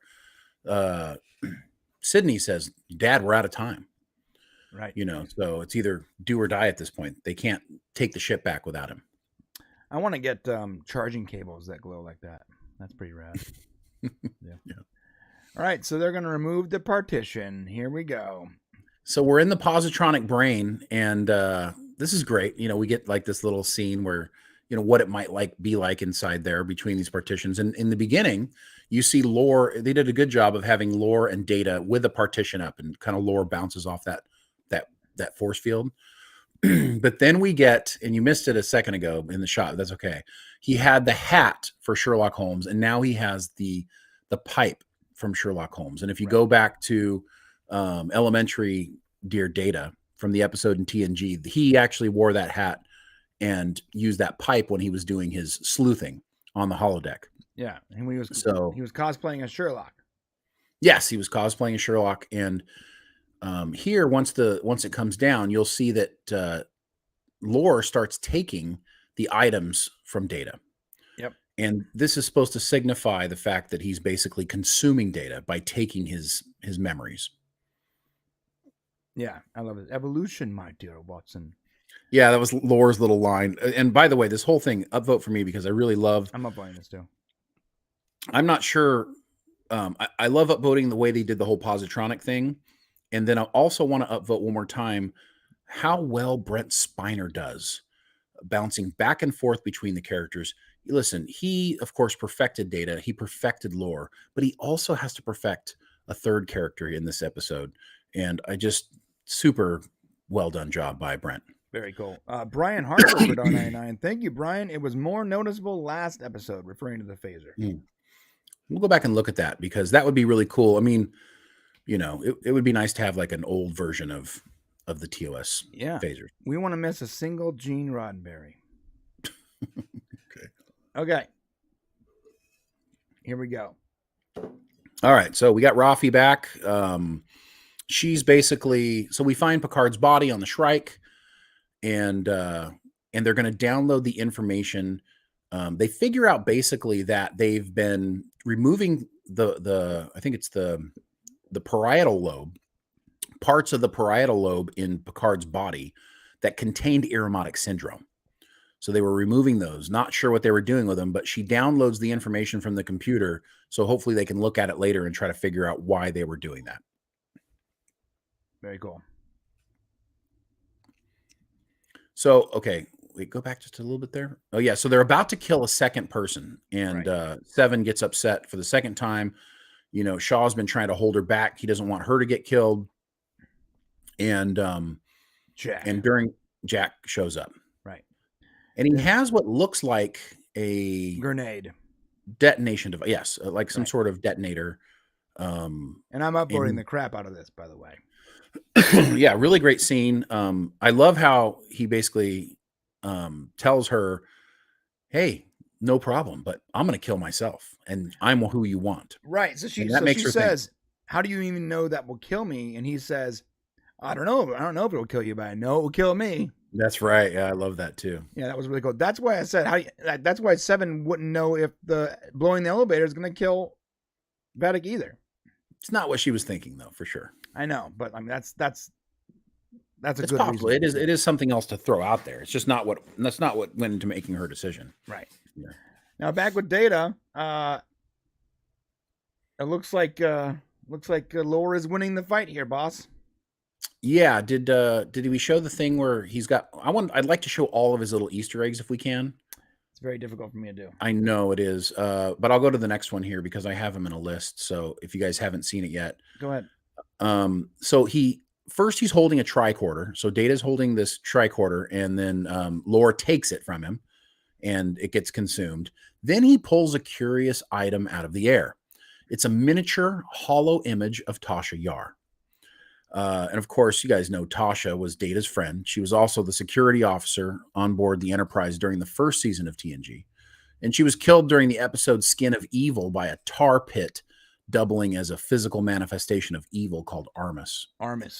And then, you know, he ends up giving that to Lore. He actually gives it to him this time. Lore doesn't take it. He hands it to him. Real quick about this. I saw a lot of people are theorizing on well, not a lot. There's enough where I notice that Armis is like the big bad of the series. And like I was looking on this morning, like a lot of people be like, "Did you see the Tasha Yar reference?" That's the fun part about doing this. It's like anybody can. I've heard that Gul Dukat is the bad guy. I've heard that one that you talked about. I've heard so many references of and that's what's great about Star Trek is and you know what's cool? You know you've done a really good story when so many people can still be the bad guy, and there's only 2 episodes left. Right? No, you don't know who's going to be the bad guy. Right. You do not know. You do not know. And what we learned this episode, which is really cool, I guess we'll get to it when we get to it, is that the person we thought was the big bad is not necessarily the big bad. No. So they find out that Data is losing, you know, and Picard says, "Fight, damn it!" And but you know, Data's almost gone at this point. Right? Yeah. It's signifying like red and blue lights, and all the blue lights are disappearing, and there's only red lights being left, or whatever. I don't know why I said it that way. Yeah. All right. There's a lot of good stuff. So we find out here that what Vatic wants is Jack's gifts. So we actually learn that here. Vatic also asks him if he's always known what he is, and we start to get like some information. Like it feels like we're going to learn what Jack is, right? Right. And she offers to help him put together the pieces, but he has to make the choice. I thought that interesting. Like he has to choose to make the choice. And it really kind of changed, it made us think almost for a second, like almost none of this may happen unless Jack agrees for it to happen. Right. Right. Sounds like he has to make a conscious decision. Yes. Doesn't she talk about like the door or something too? If I remember correctly. Yeah, she asks him if he is curious what's behind the red door. So now we know she knows that there's a red door that he's seeing. Yeah, I saw people asking how she knows about that, and she probably sees it too. Well, we don't know how she knows. We don't know how she knows, but if I had to guess, I'm assuming that she have seen the because they're connected, aren't they? Jack and Vatic in some way? No. No? Not that we've seen. How are they connected? This is. I just assume they were, because like she can sense him. He can sense. I don't her. make any assumptions. Oh, okay. And I don't know. If you think that Vatic's the voice that we're hearing, I would say that's not necessarily true. That's true. Yeah. All right. So this is when back with Data, and it's like Lore's writing his own code, and that's when. Oh, so this is great. Yeah, this was a great scene. This was an upvote scene for me. This was like upvote again. Yeah. So Data's almost gone, and he holds a deck of cards, which symbolizes all the poker games he played with his friends on the Enterprise over the years. Of course, the very last scene of TNG is Picard finally sits down with the TNG crew, right, as they're playing cards. It's one of the things that when you think about TNG and you think of them all being together, the poker game is kind of like that representation, right, of them. And, it's no coincidence that they're all about to be together in this episode as well. And that's when he's like, "Sky's the limit," and the camera pans out. That last scene was awesome. Yeah, absolutely. And so he hands the deck of cards over to Lore, and he says, "These belong to you now." Right? He actually Data gives them to him, and Lore's like confused, like, "Why are you giving me your stuff?"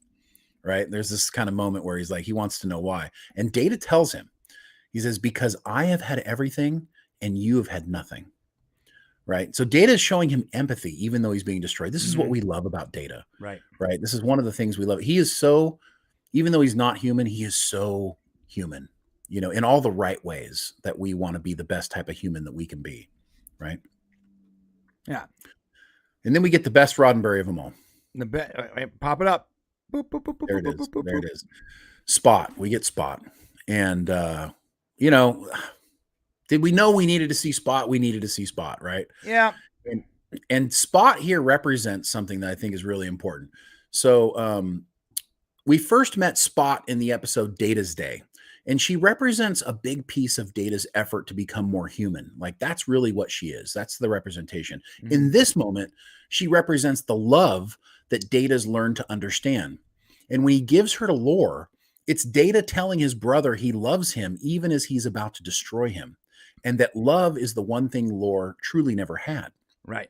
Right. That's that kind of internal message that he's given him. Data tells him, "This is the last of me." And then Data disappears. And we're all like, oh my God. Right. Yeah. Like Data's gone. And we go and back. Look at Geordi's face, dude. Look at Geordi's face. Yeah. Damn. He's very upset. Right. Look at that. That's such good acting, LeVar. Yeah, really good job, LeVar. Good job, LeVar. Yeah. And then you see in the monitor in the back, his entire positonic brain is all red now. All red. Yep. Data. And then all of a sudden now it's like we go back and Lore's like having these problems, right? Like, oh no. Oh. Right. And then, yeah. You want to explain it? Well, and Data shows up stronger than ever before. Mm-hmm. And he explains to him, "I saw through your deception. And I knew that you would take my things, for yourself. But as you were taking those things, you were actually making me a part of you." Right. You took the things that were me. Right. You took the things that were me, and now we're together. Now we're one. And I'm like, oh, damn, that was really smart. Like a really clever way of, fooling Lore. Now, Lore's not gone. Lore's still a part of him, but this is just a good representation that now there's a totally new being inside this body, the complete combination of Lore and Data together. Right. So that was very nice. Very well done. Yeah, super awesome. I love how he jumps into he jumps into action here. And he's like, you're a friendly positronic, whatever. He's like, it's time to turn the tables. And he's like, Mr. Crusher now. The way he just jumps into action and starts like manipulating the ship and fixing everything, it was really awesome. I'm giving this an upvote. Yeah, give me 2, give it an upvote. It was one of those elated moments that I felt during the show. It's like when your hero's dead, but then your hero comes back and is going to save everybody. And you just have this moment of like wonderful feeling that goes through your body. You're like, yes. And then we get to see, I mean, you can see that Data, I just love this. Okay. The way the way that Brent has cultivated his character, he's a master of Data. He's a master of lore. And now he's a master of Data lore. Like he's put them both together in such a way. He is so pissed, right, at what Vadic's doing to his friends and the crew and the ship and everything. Like he is like malfeasant. He is like talking shit to her. He is at the same time threatening her. I mean, he's become like, oh, you're going to bully my friends? I am going to fucking bully you. He's like, right. And you like have this moment where you feel so good about it, you know, and you're like, oh my God, this is friendly awesome. Positronic pissed off security system is back online. Right. Awesome. And I'm announcing an immediate shift change. I was love that, dude. So good, dude. And then even the scene with Ravi was pretty cool. She's like, okay, the shield comes down and it's time to rock. Yeah, really so cool she's fighting. And then Worf saves her. I don't know if you saw that. I did. Like she kills a bunch of them, but she's about to get shot in the back. And then Worf takes out the one that's going to kill her. Just teamwork, you know? Yep. And then we find out that it's not a grenade. It's a shield, which was awesome. They just totally thought it out. Yeah, it was like all this was their plan the whole time. Yes. They had this together. Like, you know, the whole plan was, I love this. Yeah. Upvote from you. Just when you thought like it was just sort of haphazardly coming together. Nope. There's a plan. There's a plan the entire time. Very cool. And they open the evacuation hab and that line, "Get off my bridge." Yeah, that was so great. And then I don't like, by the way, I do not like that Vadic cursed, but I gotta say, I don't mind. I don't like it because like I want to watch this with my kids, and there's certain things that I don't think I can watch with my kids now. But my kids are never going to watch this shows. I know. You've completely lost hope. I've lost hope. They're not going to watch it. So I think I can still get my kids to watch.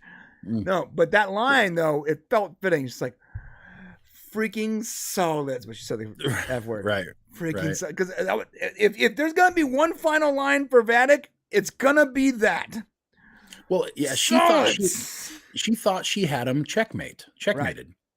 And, you know, it looked like she had him checkmated. But, you know, in a world where you just can't count out Data, bro. No, you can't. You just can't, you know. And so it worked out really well. And she, of course, gets sucked out. And this is the moment where the naysayers immediately started getting upset. She freezes and she, you know, she's floating through space. She gets, and appropriately, she breaks apart on the Shrike into thousands of pieces. But what do we know about changelings? They traverse space. They can breathe. They don't need oxygen. They don't need, the vacuum of space does no damage to them. So that was established back in DS9. So immediately people started getting upset. But, you know, it was like, oh, hold on a second. You got to remember, this changeling was infused with human DNA, which is the reason why they can become so human. Right. So was it such a stretch that they actually could not survive the vacuum of space now in this way? Yeah. So can I bring up? I'm going to bring up. I'm sure a lot of you guys have played video games, right? When you have a lot of strength points in one thing, you have to take them away from other things, right? Everything has a balance. To quote Genie from Aladdin, "All the power of the universe, little bitty live in space." Like, there is restrictions. These are amped up, evolved changelings because of the human DNA. They can do more, but that means the human elements they take on are also taking on some of the weaknesses of humans. You can't just have maxed out, you know, stats. You got to take some stats away from other things in order to get, you know, extra wisdom or strength or agility, whatever. Same concept. Well, and it makes sense. And this is one of the things I appreciate about this season. It's just another little small detail. And I'd like to upvote it. Another small detail where it's like they could have had her just floating out there. They could have just killed her or whatever. But they almost showed us what it would be like to be human, to be in space. If you were going to, if that situation would have happened. And so it was just a nice conclusion to remind us that this changeling is different from the others. Yeah, I really don't have a problem here. This isn't even headcanon. To me, this is canon. They have an extra ability to blend in. They have these extra abilities that other changelings don't have. With those extra strengths, there has to be a corresponding weakness. Or else everyone would just be super OP. What's the point? I wouldn't say there has to be a corresponding weakness. I'm just saying it makes sense because they took on human DNA. I'm not saying there has to be balance in the universe here. They could be super OP. Saying it just universe. so happens. I'm saying balance in the stats. You take on human DNA so you can do more human things. You're going to take on human weaknesses. Yeah, exactly. But I'm not. I think you kind of couched it as like you only get so many points. No, I don't think that's the case. Trying to explain. I was trying to explain it with a colorful analogy. Like when if you're gonna get so much of this, you're gonna take the weaknesses that go along with that. Yeah, in that's video true. games, if you put a lot of points in strength, you're probably not gonna be as fast because now you're bigger. I mean, these. Well, because you have limitations, right? Yeah, that makes sense. Foxhound for $9.99 should have changed into Princess Leia. Oh, damn. And use the Force to get back into the ship, which she didn't know she had her whole life. But okay, cool. Yeah, for me, I totally I like this. That makes complete sense to me. All right. And it doesn't mess with the existing changeling canon. It works. No, it adds to it. It adds to it, yeah. And a good story always adds, right? And Captain Shaw, may I present your ship back? He takes his chair. He immediately gets into action. And I love that he tells Seven to destroy that ship. Yes, that was awesome.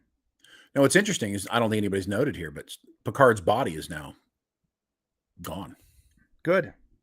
So, I mean, I'm just saying it's not something we've discussed or I see. It's been brought up. I see. Picard's body is now gone. So, Brian Harvard, should they have de-aged Spiner for the positronic scene? Fascinating. I don't think so, and I'll tell you why. Is because they did such a terrible job de-aging him in Picard season 1, and it looked so bad. Looked really bad. I just don't think, and they didn't have the budget to do it like Marvel style. Like, had they had like a ton of money to do it, it would have been cool to do it that way. Mm-hmm. But impossible for them to do it and bring in the whole show. I mean, it would cost probably $1 million just to do it properly. Right. Yeah. So yeah, I'm cool with it. And they run around cleaning up the ship, taking out all the little changelings. Pretty cool. Yeah. So Worf did. Yep. Went around and cleaned it up. And then we get this Deanna Troi moment where she's like, "I still sense an all-consuming darkness." So the intensity shifts from Vadic now to Jack, because she's talking about it, of course, coming from Jack. So now we're like, okay, well, the threat is gone. Vadic, the threat's gone, but yet the threat still exists somehow. That's what's happening here. And this is also one of the trailer scenes. Remember, an all-consuming darkness. Oh yeah. All right, now back with Data. We got this great what's the word? Reunion. Now that we've dealt with the problem, they can focus on meeting Data again for the first time and all that. Really cool. I think that they took this moment to really, and we needed to see this. We needed to see the moment that Data is sort of born again, right? So he's already tasted death, he says, and now there's all these things about being human he's going to get to experience. Now I do have a downvote here. Okay, sure. I'm sorry, but Picard mentions, but Data, at one point you wanted to die. Did I take that away from you? That was an upvote for me. But how? How would Data even know about that? Soong is the one who, remember, all this body that's being created here was done after Picard season 1. Soong's work was done after Picard season 1, so he would be aware of it. So did Soong give him those memories? He's got the memories of a bunch of different things. B4, Lal, Soong himself. He has memories from Soong. I mean, but the Data memories he has, you're saying he's pulling that from Soon's memory. Right. Yeah.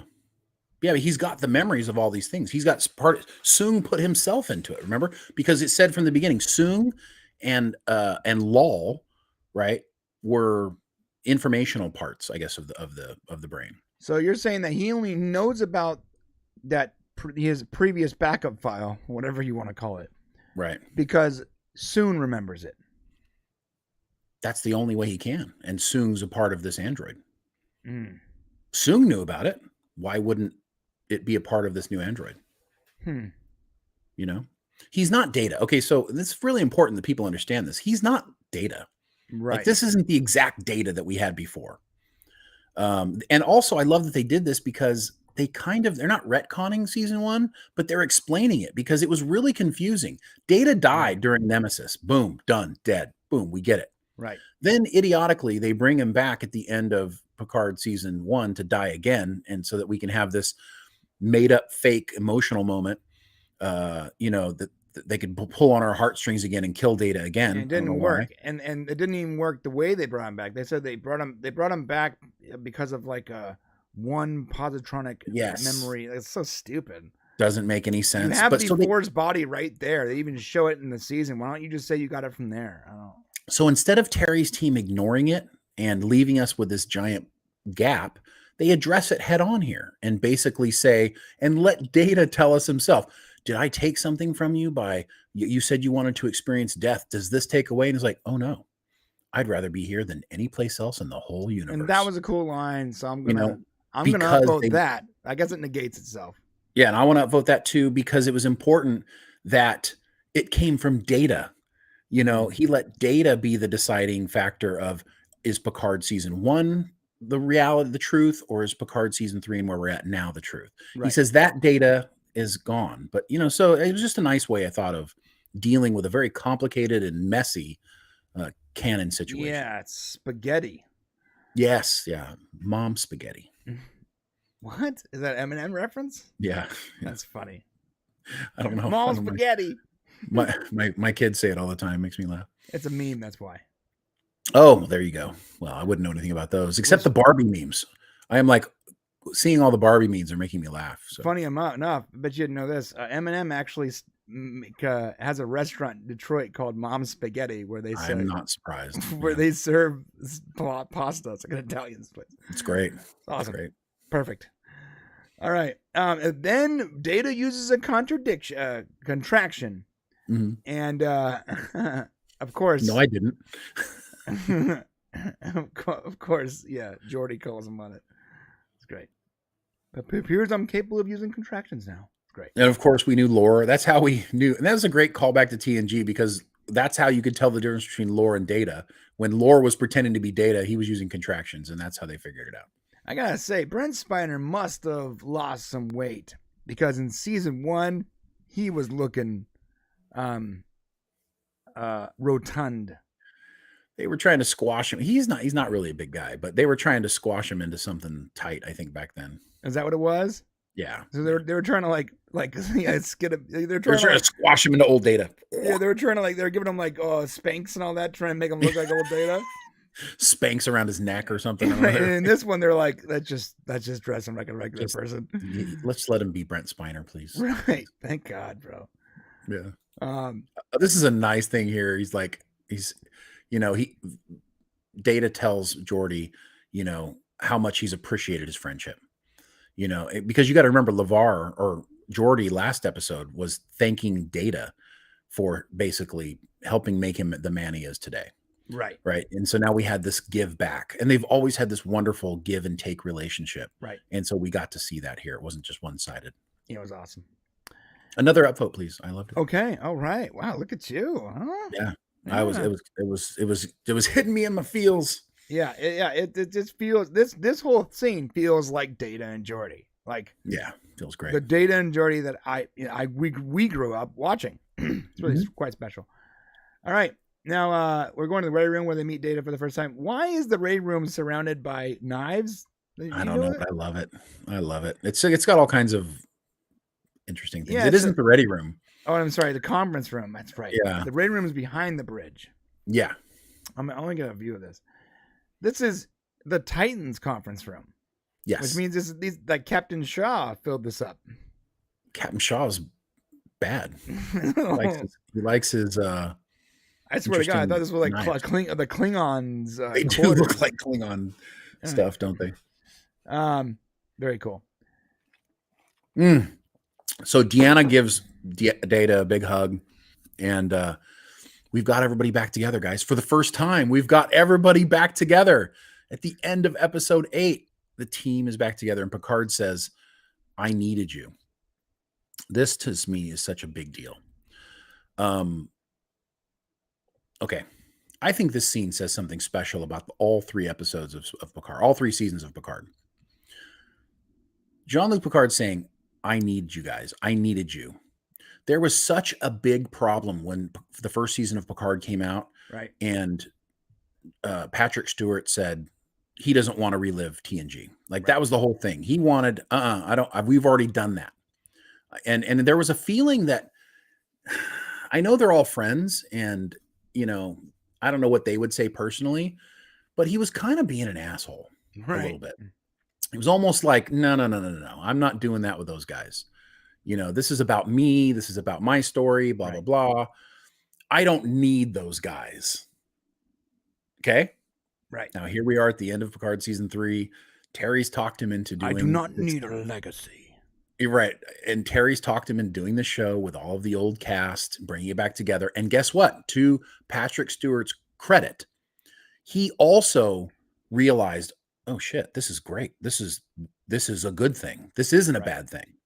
And as the process went through, when he delivers that line, "I need you," I think he truly means it on 2 different levels. I think he means it as Captain Picard, but also as Patrick Stewart, thinking this has been really great, and I wonder if now that it's over, if he asks himself, shit, we probably should have done this from the beginning. I mean, it's almost like Patrick Stewart's not a writer. He's a excellent thespian. He's a good actor, right? Yeah. It's almost like he's not a writer. He's not a showrunner. Just because you're really, really good at one thing doesn't mean you're really, really good at another thing. 100% true. And, he's such a good actor. I'm not taking that away from him, but when in Picard season 1, when they go, we're going to let Patrick do his thing because he's so talented. I remember thinking before the season even came out, I don't know if that's a good idea. Yeah, right. Like, he's a great actor, but should he be writing his story? I don't think he should be, actually. And I think he understands his character, but he doesn't understand Star Trek in the way that you need to really understand it to create a story around the characters. Like he may understand who Picard is, but he doesn't really understand the relationship to Picard throughout the Starfleet, the Federation, the universe. Right. And, so I think that's important. And you got to have a person like Terry Matalas that can come in and say, look, I was a part of Rick Berman era Star Trek, and I know like what we came from. Right. And so he's done it. He's brought it back together. And that's why we need to continue Star Trek into the 25th century, which we're calling Star Trek Legacy, whatever they want to call it. Just call it something, show run by Terry Matalas. Call me whatever you want. Just give me Star Trek in the 25th century. I don't care what you call it. I don't care. Show run by Terry Matalas. Yeah, sure. Yeah. Yes. Please. I mean, it's not that hard. Oh my God. I'm sorry. That's so bright. Jesus. My God. Hit the wrong button. It's not affecting us, but yeah. Oh my God. Why is it so bright? You're blue. I don't know. Why are you doing this to me? There we go. Yeah, then we get that line where he's like, "Frontier Day is just hours away." Bum bum bum. It's kind of like, so we're leading us obviously into the conclusion of the show. The final 2 episodes, which we'll talk about more. They're going to be they're directed by Terry Matalas. So he brings it home for us here. And it's really, really well done. But seeing everybody around the conference room table gives us definitely flashbacks of TNG. Everybody has thoughts. Deanna talks about the fact that, they're going to need to address this thing head on with Jack and find out what the heck's going on. So I don't know if you want to go forward a little bit. Yeah. Yes. There's a moment I set down the foot on the vessel. I can't do her accent. She has an accent though. And it's getting stronger. So she does say it's not him, it's something around him, passing through him. Right. Here we go. So she has this meeting and she's just, she kind of gets to the point. She makes the comment, I usually let, people come to me when they need counseling, but we don't have time for that. And so, they have this moment. So she does say something that I think is interesting before we go in deep in here. Deanna did say that the voice inside him is ancient and weak, but it's not his own. Ancient and weak. Ancient and weak. So I think those are hints. Yeah, obviously, yeah, it's definitely hints. I mean, yeah, I'm making that obvious to the people. Right, so my bad. Have you seen a door? He's like, have I? Let me tell you. Tell you about this door, guys. Okay? It's very red, very scary. Red door that just haunts me constantly. And how about I take you in my brain? We'll look at it together. Yeah, let's go together. We'll go together and we'll open the door. But you got to go in first, Troy. He goes, I don't want to go in there. Yeah, I'm not going in. Do you see these red vines here? What the heck's going on? Yeah. So he walks up the door with the Twizzlers. And we see some light. Hey, at least there's light behind the door. Right? Light. Or it could be an inferno. You fire. Don't know. Could be an inferno. Could be hell behind that door. Right. And we get, so he puts his hand on the doorknob. Yeah, I'm trying to get there without actually about to turn it, and then we get the copyright. We get a woman's voice says, Jack.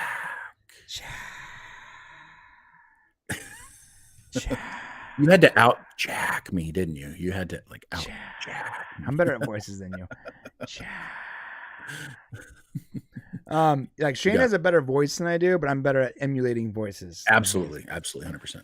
All right, and that is the end. That is the end. And I gotta say, proper way to end an episode right before he opens that stupid door we've all been trying to figure out what's behind for 8 episodes. And let me see if I can. What else I got here for you guys that we could? I hate my mouse wheel. A super chat from Brian Harbert. Has anyone pointed out that Beverly has given birth to 2 very unique, special men? I wonder if there's something about her. Was Wesley unique, or was he made unique by his encounter with the groomer? I mean, the Traveler. Stop it with that. I mean, bro. I know. I understand. Looking back at it, it does look kind of weird. It's kind of weird. Yeah. So, yeah, Wesley wasn't born special, but I guess they said he was born special. Well, I mean, Wesley was a different kind of kid, so maybe he was special. And of course, now this guy's special. Now, is Beverly special, or is it the men she had children with that are special too, right? Perhaps? I mean, there's a lot going on here. I mean, there's no doubt Beverly's special, obviously. She's an incredible doctor, and she's been an excellent character. So yeah, I mean, here's the deal. Past. I don't know if we'll ever learn anything, but right. All right. Well, Shane's going to go into more, but before he does, I'll tell you guys the score here. Shane had a 14. I had 10. Pretty fitting. I think that puts it as an average of 12.5. Given this is actually the second highest rated episode this season. Is it really? I bet episode 6 was probably the highest. 6 had the highest score so far. So here's what we have. So we did go on to talk about what a great job Brent Spiner did. He played 3 characters, so he had to bring his data, bring his lore, and then a combination of the 2 characters. So really great job. Definitely the pinnacle of Brent Spiner's acting, I think. But now with Vadic dead and out of the picture, it seems that the darkness is surrounding Jack. Well, what does it mean? What's going on? What is behind the red door? And can Deanna even help him once he opens it? And now that we're just hours from Frontier Day, what awaits our TNG and Titan crews? Dun, dun, dun. We don't know. Stay tuned for next week. More Bat Adventure. I can't do the voice. Right. Would you say more Bat Adventures? Yeah, because remember the Batman was like, stay tuned for next week. More Bat fun with Bat Adventures. Listen, the next 2 episodes are gonna be rock and roll. Rock and roll. So if I fully expect at least one of those episodes to outscore episode 6. Yeah, I think so. I mean, it's tough because episode 6 has so many Roddenberries. And I think you get a lot of upvotes for that. But I do think episodes 9 and 10 are the best 2 episodes of the show. Yeah, we can play the promo clip, I guess, right? I have no idea what we can or can't do anymore. I mean, we can try anyways. We can always fight the copyright claim. Good Tea, nice house says it takes a special person to fall in love with a ghost candle. Yes. Well said, Good Tea, nice house. Yes, thank you for that super chat. That is one of my least favorite episodes of TNG, I gotta tell you. As much as I love Gates McFadden to no end, I hated that damn episode. Dude, when I remember that episode when he's like, you're gonna need this candle, I'm like, what does she need the candle for? That's weird. I mean, it was good character development. And what's sad is, like, I know for Gates, like, this is like a backstory for her character. Like, it's really like character building, and must have been really good for her. I just thought it was so written by dudes in the 80s. You know, like what their idea of a good episode where this hot redhead gets it on with a candle. You're like, what, bro? Or it's a romance. So that's the problem. Like, it became a romance. And I know they did it through the holodeck, and that was interesting. But she wasn't the hero of her own episode. No. You know, and that was kind of the sad part about it. She was relinquished to, relished to being the heroine that's being, I don't know, rescued in some way. Son of John, the episode trailer shows Troy frightened. As she should be. And Justin Baker, I'm so calling the Cisco Returns. This would be fitting. I can't wait. Excellent. All right. All right. So let's close Justin, this up. Thank you guys for the super chats. And by the way, all your super chats, we really appreciate them so much. It helps. It helps us keep going for sure. It really does. Yeah. Like literally, we couldn't survive without them. So we're going to stop the review, and we're going to go into the sneak peek before we move on. So I'm going to close this out. If you are watching the clip after the fact, hit the subscribe button on the way to the comment section. Let us know what you guys thought about episode 8 of Star Trek Picard. All right, let's check out this promo, yeah? Yeah. Okay. I haven't seen it yet either, but we're all watching it together for the first time. Yeah.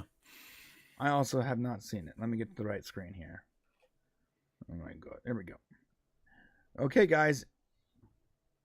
This is the promo. Here we go. Oh, the vines are connections. Is that what you're seeking, a connection? Yes. Many. Hear me. Your truth. It's behind that door. Find me. Will you let me open it for you? Hear me. Find me. I promise. Fear nothing. Whatever we might find there. I can't hear anything, so I'm glad you're saying something. We will be together soon, Jack. Yes.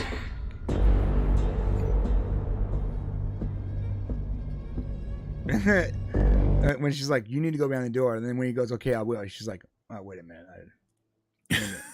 Maybe we shouldn't do this. Yeah, no wonder she's worried.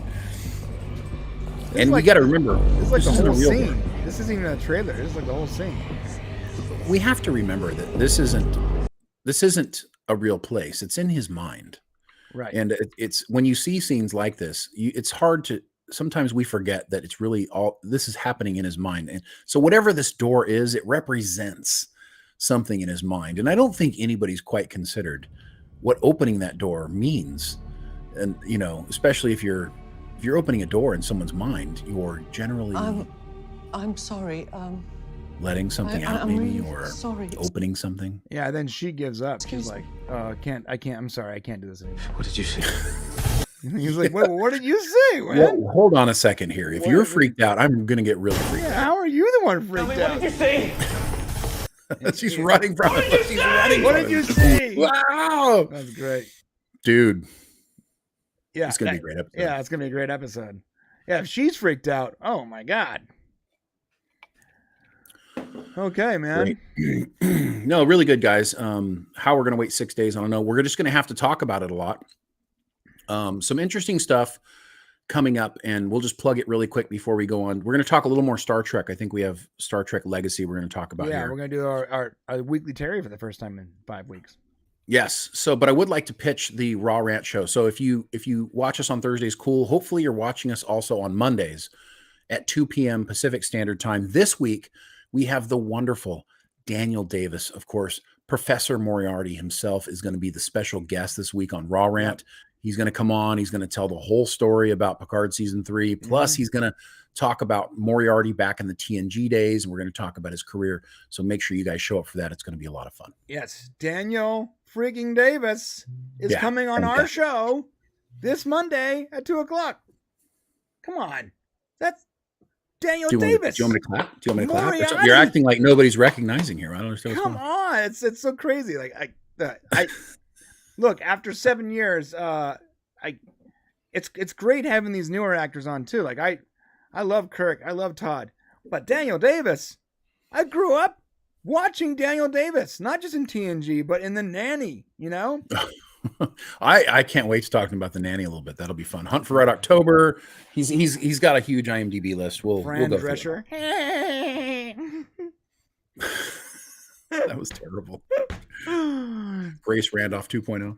Oh my God. Okay, we're gonna move on here. By the way, I saw a couple hashtags. Hashtag Doomglock.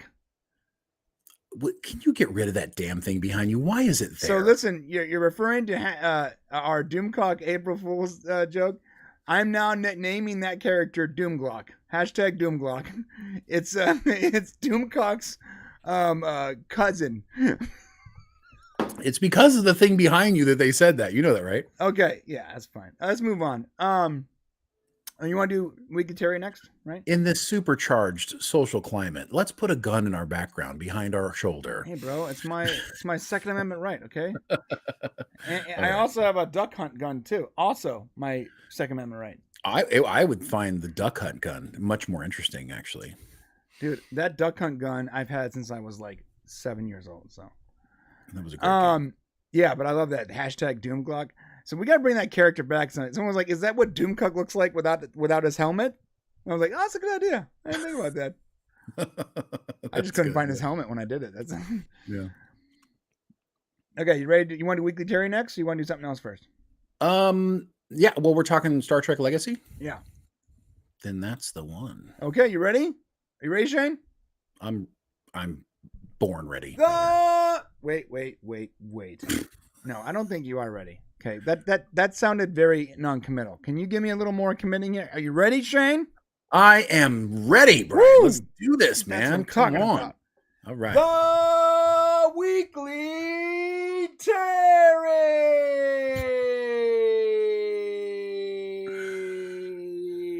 Here we go. I think Brian wanted to do the Weekly Terry just because he's missed doing that voice. I'm pretty sure that's why we're doing the Weekly Terry. This is the Weekly Terry. We are talking about Star Trek Legacy, or I should say a potential Star Trek Legacy. Now listen, full disclosure here. I do not believe we don't have any new information about Star Trek Legacy, but I saw this article on Yahoo, and almost everything they say in this article, I pretty much am like, yes, everything is right. So I want to go through this. Think everything they got from this article was from listening to us talk about Star Trek Legacy. I was about to say that. Was that what you're going to say? I was going there when you interrupted me, and you said you said you agreed with everything in the article, so I was just like going to throw right. That in. So I was about to say, because I think I've said it multiple times. He stole my image. Look at the image. And not only have we said, okay, so and Eric, we love you, Eric Diaz. No shade whatsoever to Eric Diaz. Okay. Yeah, no shade, because we're all on the same page here. But this is the image. Not only did we say all these points over the last 5 weeks, we used that exact screenshot. And listen, I'm okay with people taking what we say and running with it. Like the exact one. I'm okay with it, though. I'm okay with it because, listen, we need the word to get out. That's like the most important thing is really, we don't understand 100% the politics between Paramount. We don't understand necessarily what Alex Kurtzman's motivation is at this point when it comes to Star Trek Legacy. All we know is that the show's not over. And it's good that we've gotten this gear rolling, like the machine's in motion, the fan excitement is moving. We needed that because like when the Orville season 3 ended, it took a long time to get fan energy going with that season. Like people were like just trying to get through the season. From the beginning, we've had the motor going, and that's going to help us reach Paramount. I mean, listen, how many times has Star Trek Legacy at Paramount Plus been trending on Twitter? Like constantly. So the word is getting there. Now we just have to figure out, because as of right now, there still is no Star Trek Legacy. I know we were waiting for an announcement, but there's nothing yet. And there's no official word out. So hopefully there's a lot of conversations going on in the back end where studio people are going, do you see how many people are watching this show on Paramount Plus? Yeah, and by the way, that's not just like two. I mean, we are two Yahoos, but we're two Yahoos that actually like talk to people that would know something before we do, and we're not seeing any traction. We're just seeing nothing but silence, man. Just, I think that's the scariest part. It's like, and even there really hasn't been anything come out from the studio, from Alex Kurtzman. Even watching the Ready Room stuff, you're not seeing the execs come out and talk about this yet. I'm hoping they're just waiting for it to be over, and also, then they're going to come out. Like the cast and crew is talking about it on other people's shows, but like on the official stuff, like Will Wheaton isn't even talking about what's next for these characters. Normally, in other seasons of Star Trek, in other Ready Rooms, he would talk about like what's next for these characters and wanting to continue, but like he's not. None of that's coming up. It seems so dry and so like finite. Well, the only thing I can say is, to be fair, we don't know what's going to happen to which character over the next 2 episodes. It's really hard to say what can happen. I mean, listen, the entire ship could blow up. We could lose everybody. We could, if it, not that I would ever, run to his aid, but I understand why we're not speculating on the future of certain characters, because we really don't know what happens to any of them yet. And so that's why I'm trying to hold off on any sort of fear that we're not going to get a Star Trek Legacy until after the season finishes. They get the full numbers on Paramount Plus to see how strong it finishes, to see whether or not there's a reason to move forward with this. And then we also have to explore the mind of Alex Kurtzman, and, where does he sit personally with this and his plans for Star Trek? And can it be changed or adjusted based on what he already has going forward? How much does he want Terry Matalas to do more Star Trek? So there's a whole bunch of things that have to happen here. And all I would say is, let's wait till the end to see what happens. Continue to be loud, sign the petition, continue putting the word out. Another thing I wish this article, I mean, it appears that a lot of information came from us. So I wish he would have put the damn petition link in here, but I get it. Basically what Eric Diaz says here in the beginning of the article is that he's been a lifelong Trekker, and that Picard season 3 is an incredible tribute to, the next generation. He goes on to quote Terry Matalas here, and he goes, in the Inglorious Trekspert GalaxyCon panel, he said, this is what Terry Matalas says: "Look, I love this time period in Star Trek, the 25th century. I always view it as present day in Star Trek for me. It's where we all left off. And the way we leave this season is a passing of the torch from the last generation to the next. I would certainly love Star Trek Legacy to happen. We certainly leave it so that you can do that." So, that's a little bit of a spoiler there. He definitely leaves it so that there could be a continuation of the story, which is awesome. Yeah, and he does it in a beautiful way without giving anything away. It's done. It's handled gorgeously. Oh yeah. God, I can't wait for you guys to see that. That's gonna be great to talk about. So he goes on to say, why do fans clamor for this era of Trek so much? Well, it's because the 90s is where Star Trek ruled. Despite first airing in the 60s, Star Trek wasn't a cultural dominant franchise until the 90s. I would say 80s, but whatever. The original series was a cult show, albeit with quite a large and vocal following. The feature films of the 80s were successful, but nowhere near as popular as Star Wars and other Spielberg-era blockbusters. And TNG was a ratings hit right out of the gate in 1987, but struggled with the fans. So I would say he's partially right here. I think that the age of fans is lining up more with TNG probably than with TOS. Maybe that's why he's saying that. I bet you this guy is probably around my age, and he probably grew up watching TNG, right? I mean, on TV, I think is what he's talking about. Is Star Trek was definitely more of a powerhouse in the late 80s through the 90s than it was in the 60s. You know, the Star Trek movies came back. I mean, frankly speaking, without the Star Trek movies coming back, there is none of this. There's no TNG. There's no second Star. There is no TNG without Star Trek the motion without picture. Wrath of Khan. Right. Yeah. Right. Yeah. So, I mean, but what he's saying makes sense. You know, a lot of the fans that are around now, I mean, look, there's TOS fans. We love, you know, I'm a huge TOS fan, but he's right. Most of the people right around, I would say your age, who were kids, even my age, who were kids when TNG came out, this is where you fell in love with it. And Terry just taps into that whole TNG, Voyager, and DS9 thing. Just really dips into it perfectly here. And there shows that there's a craving for more of that. I mean, that's what we were missing. Even when Enterprise came out, everybody's like, whoa, let's keep going. What happens after Voyager? Right. You know? Yeah. And he goes on in the article to talk about Star Trek prequel fatigue. And I got to say, true. Thank you for saying it. If you've watched our show for 7 years, you know I hate prequels. Hate them. There's a place for them. Some people like them. That's great. It's fine. For me, I hate when a sequel is actually a prequel. Stop going backwards. And Star Trek, for the longest time, went backwards. And to make it worse, they went backwards, and it wasn't very good. Finally, we're going forward, and it's good. So my thing is this. He's completely he's completely right now.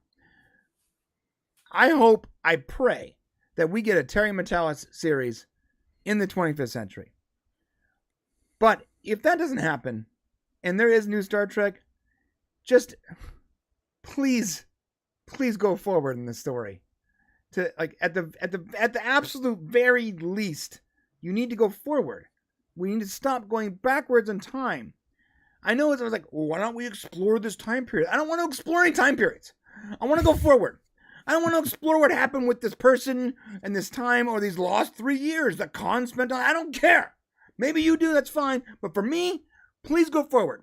Stop exploring parts of the canon that books and comic books and extended canon has already covered exhaustively. Well, I mean, as long as there's at least one show going forward, I don't care if we have other things that explore other things. I mean, that's actually kind of, you know, building the universe is always the goal in my mind. Sure. So to get a Khan series, you know, or a Khan mini series or whatever is good, but there does need to be a series that always continues to move the time frame forward. Yes. Do whatever you want. Right. Just don't do it at the expense of moving the story forward. Like, because I feel like that's cowardice. Like, we don't want to keep going forward because going forward means we have to write new things. That's true. There's a part of that. Yeah. We can go back and just deal with characters everyone already likes. Why haven't does that make Discovery brave then by going into the future where they had to write new things? No, they went so far into the future that doesn't matter what they write. That wasn't brave. That's like the definition of giving up. That's like they want to go forward, but we don't want to actually move the story forward. Let's give them what they want and go forward. But so far that we don't actually have to write anything compelling. No offense. Or anything that connects to the other. Anything that connects. We don't have to get any of the criticism. We're going to go so far forward that none of the criticism of messing with canon will be, will be a factor. Us. Right. So we can have detached nacelles and just wild nonsense like the burn. Like I almost understand that. Like you want to write your own science fiction and you're in this universe with, decades and decades and decades of canon and you're getting roasted by fans for doing silly stuff that shouldn't have been happening in your time period. I almost understand you want to continue writing your story, so you need to move your story, your ship, your vehicle so far in one direction or the other so you can do whatever you want. Right. Or what Star Wars did in a galaxy far, far away. Like we're going to go to a galaxy far, far away so that nothing has to connect. We don't have to mention Earth. Well, that was better than the alternative, which was staying in the timeline. We're not saying that even that is necessarily a good thing. Let's go on with what Terry said here. So when he was talking about whether or not legacy should happen or what would happen, he says, boy, wouldn't you want to check in with the Klingon Empire? Wouldn't you want to check in with Deep Space Nine and the Doctor from Voyager and everything that went on in the Bermanverse? So that's kind of where I see it. To explore the galaxy and sort of get back to the next gen roots of storytelling is what I would see as a kind of version of Star Trek that I'd like to see with this group of characters that we're seeing. I don't want to talk too much about them, although I think you could guess who I would like to see. Yeah. So, of course, we can't really say either because we know what's coming. But what we can tell you is that which of these characters do you not like? Which ones do you love? And who could you imagine going forward in the universe? Right. And you know what? That's a great statement. And we know Terry wants to do that, which is another reason why we need Terry doing this. Like I said before, at the very least, he's moving the story forward. But Terry is clearly presented himself as the guy who understands what fans are looking for and what needs to happen with this franchise. Like, he needs to be the Kevin Feige or whatever of the Star Trek universe.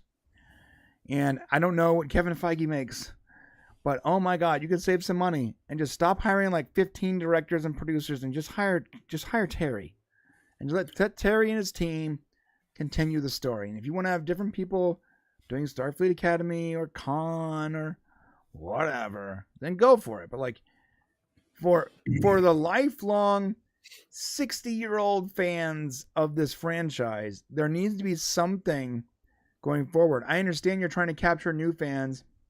You want to capture the 19-year-olds and all that. That's fine. You have that. But you need, and you can have that, but you also need something for the legacy fans, no pun intended. You got to have that. Legacy fans will support anything Star Trek as long as you're not ignoring them. And for the first time in a long time with season 3, I don't feel ignored. I feel like we're finally getting Star Trek that and I know there's people that love both or love the old and new stuff. That's completely fine. I think he's established that you can like the new stuff and still like Picard season 3. You can hate the new stuff and still like Picard season 3, which means Picard season 3 is an all-out win all around.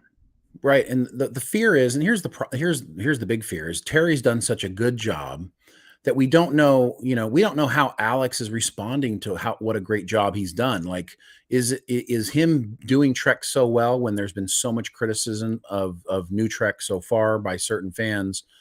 Does that in some way, make Alex feel threatened? So we hope that's not the case. What we like to say is, look, if Alex is going to be in charge of Star Trek, we need to make sure he knows that what Star Trek we want. Now he found Terry Matalas, him and Akiva, right? And you brought him into this universe with you guys to make this stuff.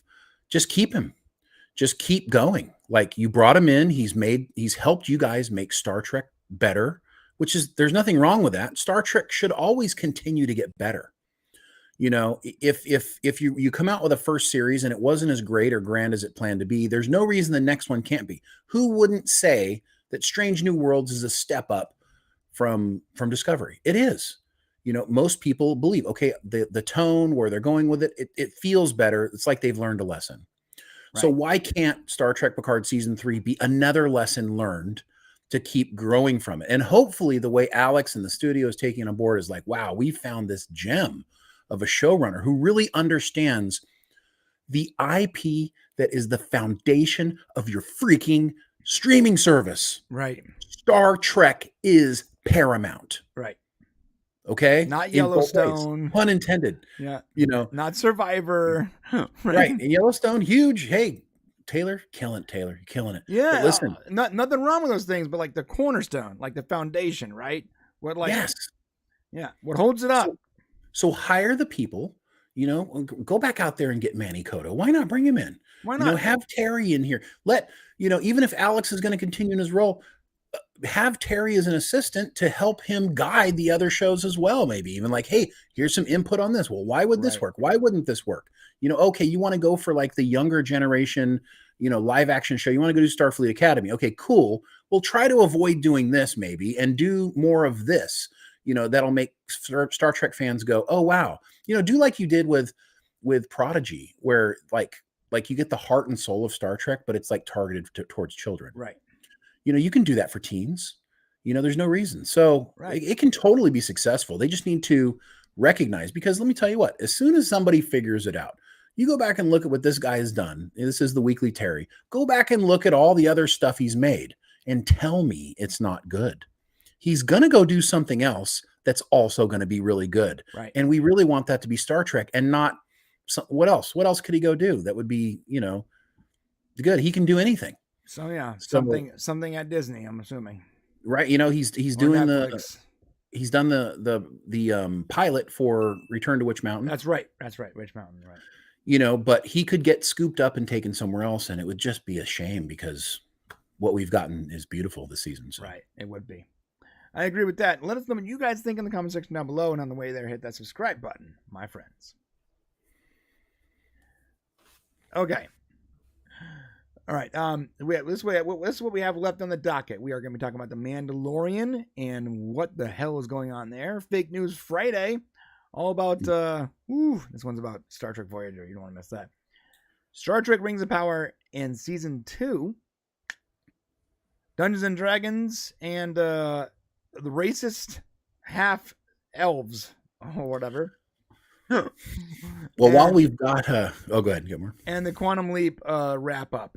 What are the part of these that you want to do in member section? Well, I know that we've got like the Star Trek audience with us at the moment, and so we should probably address the Voyager thing next. Okay.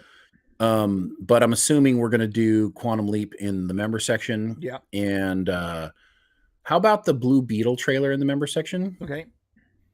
And yeah, and maybe like we should probably hit Rings of Power here though. Okay. Then we'll do so after Fake News Friday, we'll do Mandalorian. Oh, we got to do Mandalorian. Yeah. So, all right, we'll just, I guess, keep going until you're okay. We'll hit the hottest stuff on the way down until we get to the member section. We got a super chat from Brian Harvard.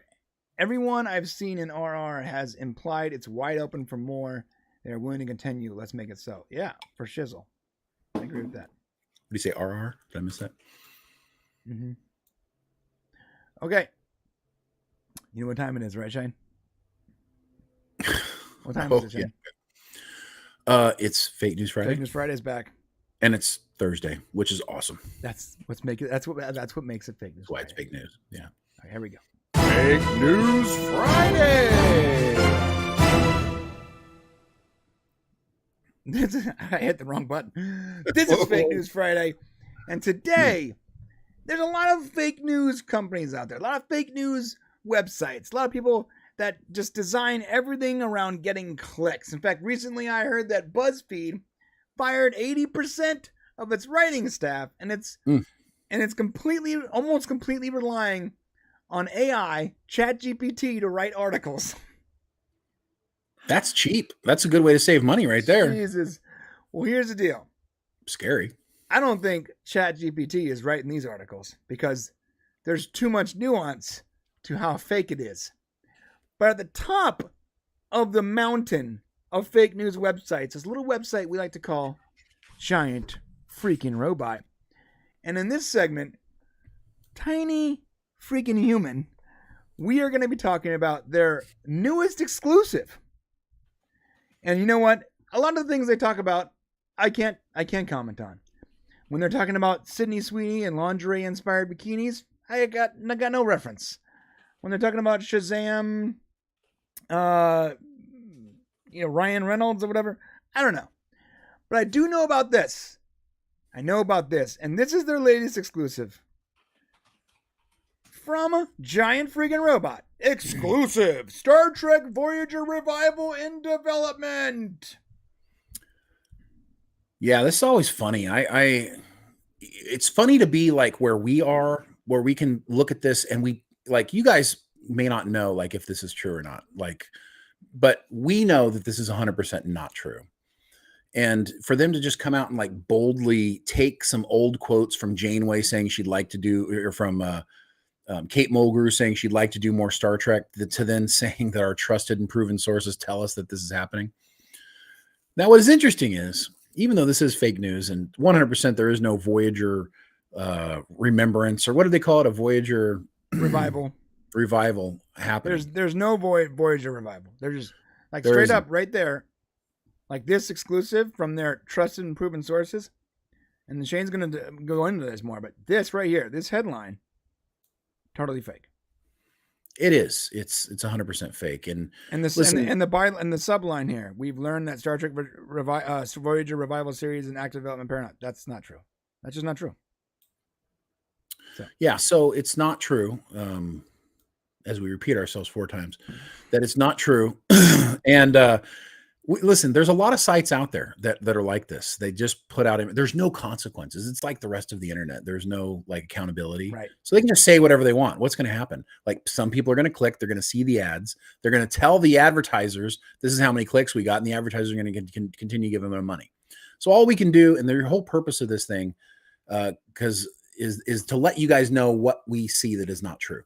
So what we know for certain is that this is not true, but there is like some rumors going around that Janeway, we could have Janeway in like a limited series with perhaps maybe somebody like 7 of 9. So there is like perhaps, and you heard Kurtzman put out himself recently that there's things coming, including perhaps limited series. Right. And what we're talking about limited series, like 3 or 4 episodes of like a mini series, right, or something like that, which is going to allow Paramount to save money, not have an entire large TV show or whatever, or have to do all full 10 episodes or commit to multiple seasons. They can do 3 or 4 episodes of something, a story, and then spend less money, still get eyes. And we are hearing that there could be a Janeway 7 of 9 thing in the works. So that may be where they're hearing something perhaps, and they've turned it into this like Star Trek Voyager revival. Because let me tell you something, Star Trek Voyager revival is going to get you a whole lot more clicks than a limited Janeway 7 of 9 series. Right. So that's kind of where that sits. And then, they do things like here, we're going to put like Tuvok's character. Tim Russ is like, it was all top secret but my character Tuvok is appearing in Star Trek Picard. Yeah, we know. Right. The thing is, like, more than likely what's happening is they're getting information from someone about a limited Janeway series or something like that, or some kind of, something that Kurtzman said, and they're taking that to the bank, and they're putting the pieces together. Oh, Tim Russ is back acting again. 7 of 9 is popular. Kate Mulgrew is talking about Voyager. So more than likely they're working on a Voyager series.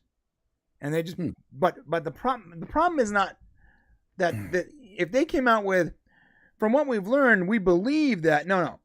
The problem is that they're saying it's an exclusive and that there's a revival in development. Right. That's the problem. The problem is that it's a fact. So I can see you taking all those pieces that we just mentioned, putting those together and saying, okay, I can see a Voyager thing going on, right? Mm-hmm. But that's not what's happening. So, although I would love me some Harry Kim, Captain Harry Kim. I would love to see Robert Beltran again. I'd love to see his characters again, just like I'd love to see it. Just like I'm enjoying seeing Picard season 3. Of course, I would love to see a Voyager, but not at the expense of whatever's happening in the 20th century. Like, that's important. We need to continue that story. Right. And it's possible that this limited series might do what's happening in the 25th century. So you could see if they bring in Janeway, because right now we know that Janeway's an admiral. She's in Picard season 3 in name. If not, we haven't seen her, and we're not going to see her, as we've already been told. But also 7 of 9's here. So you could move the peg forward in the 25th century with those two characters. It just depends on who's doing it and what the story is. But it sounds like a limited series doesn't mean a whole lot of stuff. Like, basically a long movie, you know. So, but not 10 episodes, more like 3 or 4. So right. All right. Well, that's it for that. Let us know what you guys think in the comment section below. You guys interested in a Voyager series? You cool with a limited Janeway mini series, let us know. Yeah, is it bad that I'm just not interested in? I'm really not interested in like these mini, like what Christmas is talking about with like the mini series and all that. It feels like they're fishing, trying to figure out what people want. I don't think so at all. No. I don't think they're fishing. I think they can't afford to set up giant shows, and it's easier to pull in pieces and create a mini series based on stuff they already have existing. Mm. It would not be hard to do, especially if you don't have them out on a starship. I see. So they're trying to think of ways. I mean, think about it. Starfleet Academy is probably going to take place stationary. They don't have to be out on ships. It gets expensive shooting ship shots. Right. So I see them heading more towards a lot more internal type of things, a lot less VFX. They're going to have to save money. So, okay. I get it. Yeah, save some money. So let's get a bunch of actors in here that have no credits that will take pennies and shoot them in a classroom and call it Starfleet Academy. Yet to see what's going to happen, but if you need to save money, that's one way that'll do it. That'll save some money. And who knows? Maybe you get a couple breakout stars there that that you can actually bank on. I don't know. Maybe you get the great grandson of Boothby, the groundskeeper. Great grandson of Boothby. Yeah. All right. Whatever. It's so stupid. All right. We're moving on. We're gonna be talking about Mandalorian. My friends, this is very interesting. I wasn't really interested in watching The Mandalorian pretty much whatsoever. And Shane was like, listen, and during Mandalorian season 1, he's like, you got to check out Mandalorian. It's pretty good. I'm like, okay. And I watched it. I'm like, yeah, it's okay. I don't like the fact they're not using music. That drives me nuts. Then he's like, Mandalorian season 2. It's pretty good. You got to watch Mandalorian season 2. I'm like, okay. And sort of feeling apathetic about the whole thing. And then that one scene with Luke comes in. I'm like, all right, okay, this is Star Wars, sweet. And then he's like, all right, now that you like Mandalorian season 2, we got to watch Boba Fett. And I'm like, oh, okay, yeah, let's watch Boba Fett. And then that happened. Wasn't a fan of that. And I just sort of lost interest. And then when season 3 of Mandalorian came out, because 2 had hooked me, I'm going to start watching Mandalorian season 3. I started a little bit late, which means that I got all the Twitter responses for that first episode where they're like, yo, what? And now I had to watch just to see what everyone was whatting about. And I got to say, what? What is going on this season? I love practical effects, but all the practical effects look like drama. Like high school drama effects. Everything looks bad. And you tweeted out something that really had me curious. That there was a droid-only bar? What? Yeah. That's just, you know what? This is what I want. You guys over at Disney, let Jon Favreau out of wherever you're keeping him. Like, unlock him and let him back out. Because obviously someone has hijacked The Mandalorian and has taken it to a weird place. I don't know what's going on. This season has been strange. It started out with like this weird like Sesame Street crap where Baby Yoda can't stop hugging other little tiny figurines and like, how many things do you think we can sell this week? Right. I mean, it's so weird. And then it immediately becomes like the Bo-Katan show instead of The Mandalorian. And now we've got Katie Sackhoff, who, we love, who is now like kind of taken over the lead Mandalorian role. Then all of a sudden, like in episode 3, like it stops being a Mandalorian show altogether. And now we're on Coruscant looking at former Imperials and who are in some amnesty program. I'm like, what the hell happened to the Mandalorian? We're watching, then episode 4 with Jar Jar Binks must be, what's the word when somebody's brought back? Revived. Exonerated. I don't know. Right. Resurrected, like with Jedi Binks and saving Baby Yoda in Order 66. And then the next episode, you've got this X-Wing Republic fighter who is able to communicate with a droid that he used to know who happened to be with the Mandalorians where they're hiding on this stupid planet. And then he shows up because he needs their help. And now how did he know they were there? And then in this last episode, Guns for Hire, like, oh my God, Jack Black, cool. Oh my God, Christopher Lloyd. Why are we on this like weird side story, like trying to figure out why droids are going corrupt on this planet that makes no difference to anything that's going on? Right. It's like lunacy, dude. It's like the crazy people have taken over and they're making no sense. I just don't get it. Like, I'm trying to like hypothesize. And the only thing I can hypothesize, Nerdrotic did a really good video recapping this show. Basically talking about how Disney, as they're watching it go, they would get to, okay, now we're at the point in the show where metrics tell us we need to have a fight scene, or metrics tell us we need to do this. And it's like they're following some weird... I figured it out. They fired Favreau and ChatGPT is writing the scripts. That's kind of, oh my God, that's kind of what it feels like.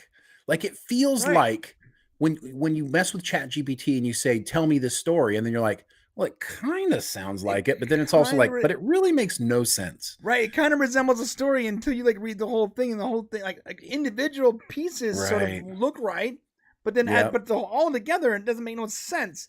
Foxhound for the $1.99. Thank you, Foxhound. Lizzo the Hot. Done with Star Wars. That's rough. I mean, I try not to try to shame people on their body size, but why is Lizzo in this series?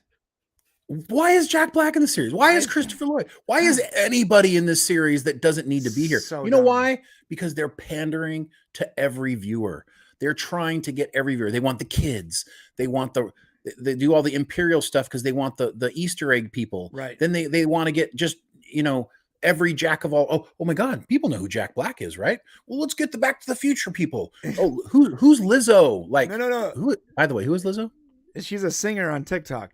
Well, there you go. Let's get the TikTok people. Dude, they were focusing on TikTok because Jack Black has a massive TikTok following. They're like, how many social media accounts can we fit into one episode?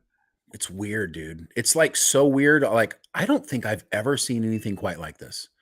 Like Star Wars was already like, when you've got, the terrible Obi-Wan Kenobi series, you've got, all the stuff they've created that's just been crap. And then all of a sudden Mandalorian season 3 is like, hold my beer.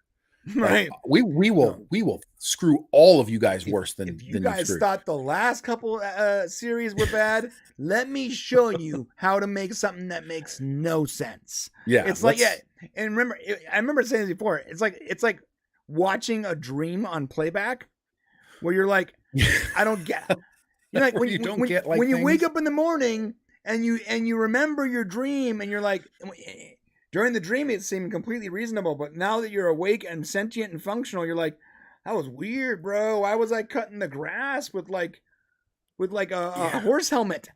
And this is like watching this. This is like watching your dream on playback, and you're like, that's weird, bro. This don't make no sense. Yeah, it does feel like that. I mean, the Mandalorians have this thing. This is the way. This is the way right up until we need to see more of Katie Sackhoff's face. Right. Like she's under the mask. We're not getting our bang for the buck. What do the analytics say? We need to see Katie Sackhoff's face. Okay, now we're going to marginalize the beliefs, this religious belief structure of the Mandalorians. Now she gets to walk around without a mask on. Like, she's killing everybody. She gets the dark saber back. I mean, why the hell is this show called The Mandalorian? No, it should be called. It's obviously not. Or what's they should call it Bo-Katan or whatever. Bo-Katan.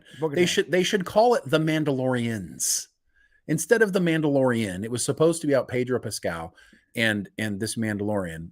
And it's obvious that Pedro Pascal is not acting in this. He is just a voice actor doing the voices. Right. The guy, it doesn't even walk the same way Pedro Pascal walks. It's hilarious. It's like he was the guy in the beginning, but now he's not. He's just a voice because he's never going to take his. And who should take their mask? I mean, I get it. He doesn't want to take his mask off. Like, that was his whole goal.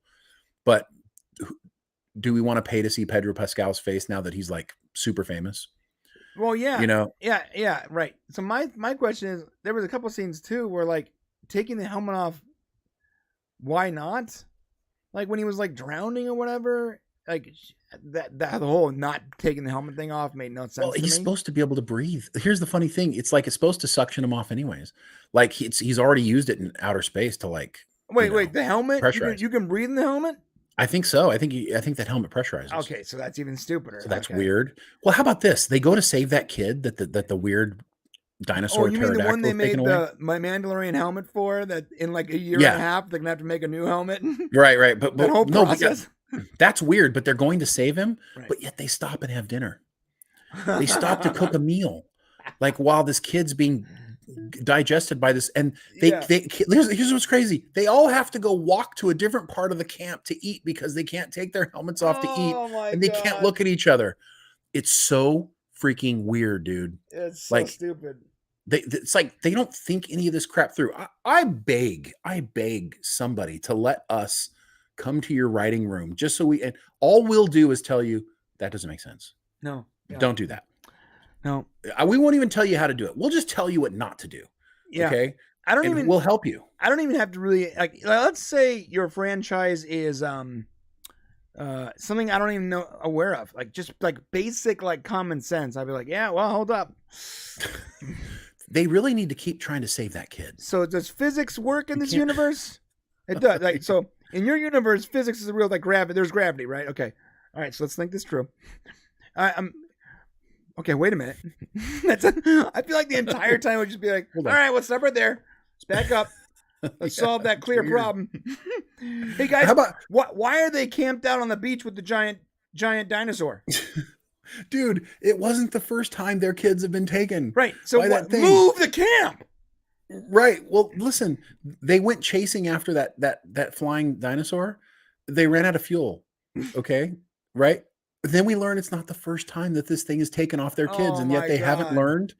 Like, it's crazy. It's like, I'm sorry. It's maybe the worst thing I've ever seen. Like the worst writing, the worst everything. That's why I just can't believe John's involved. I can't believe he's doing it. No, because he just wouldn't be. Yeah. Somebody has taken over either he's not in charge of the writing room or something's happening. I don't know, but it's embarrassing. Clearly a changeling has taken over Jon Favreau.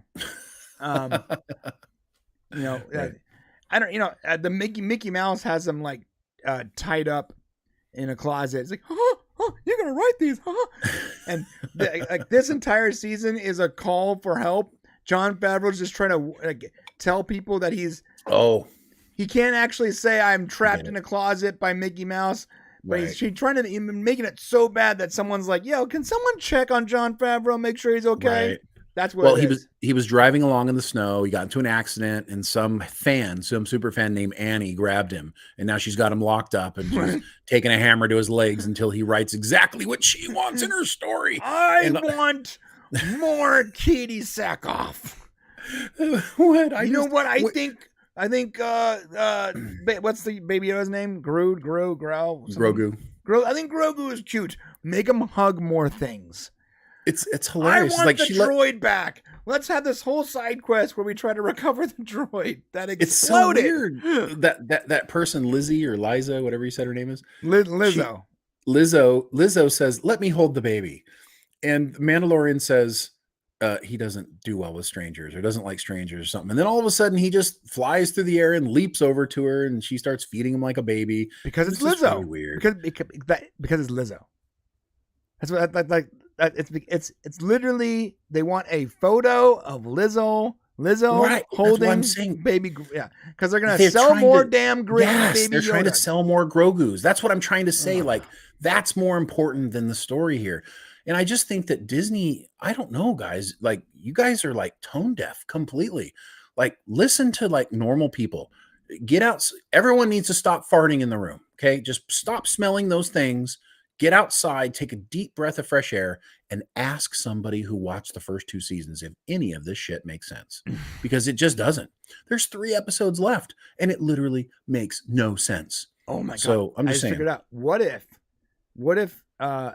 the Mandalorian is actually unconscious, and he's because Katie Sackhoff didn't take his helmet off to give him CPR, and he's dreaming all this.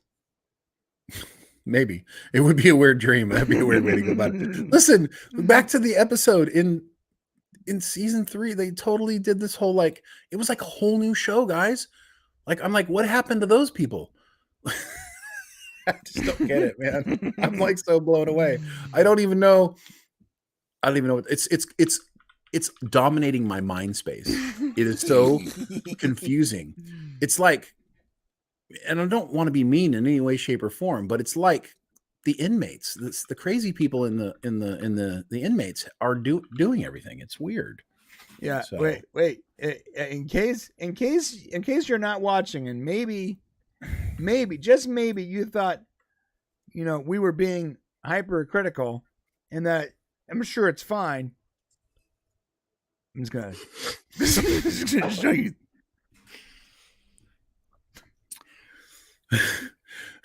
What the Jabba the Kelp.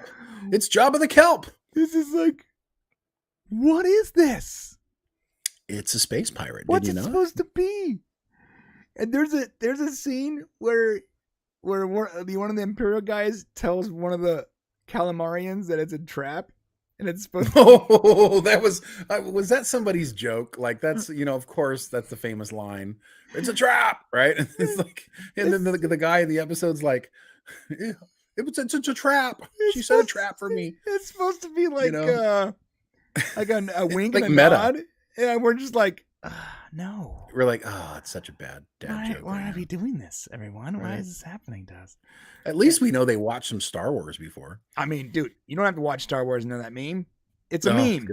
That's true. It's a meme. You can just show up on Reddit and you'll see it in someone's.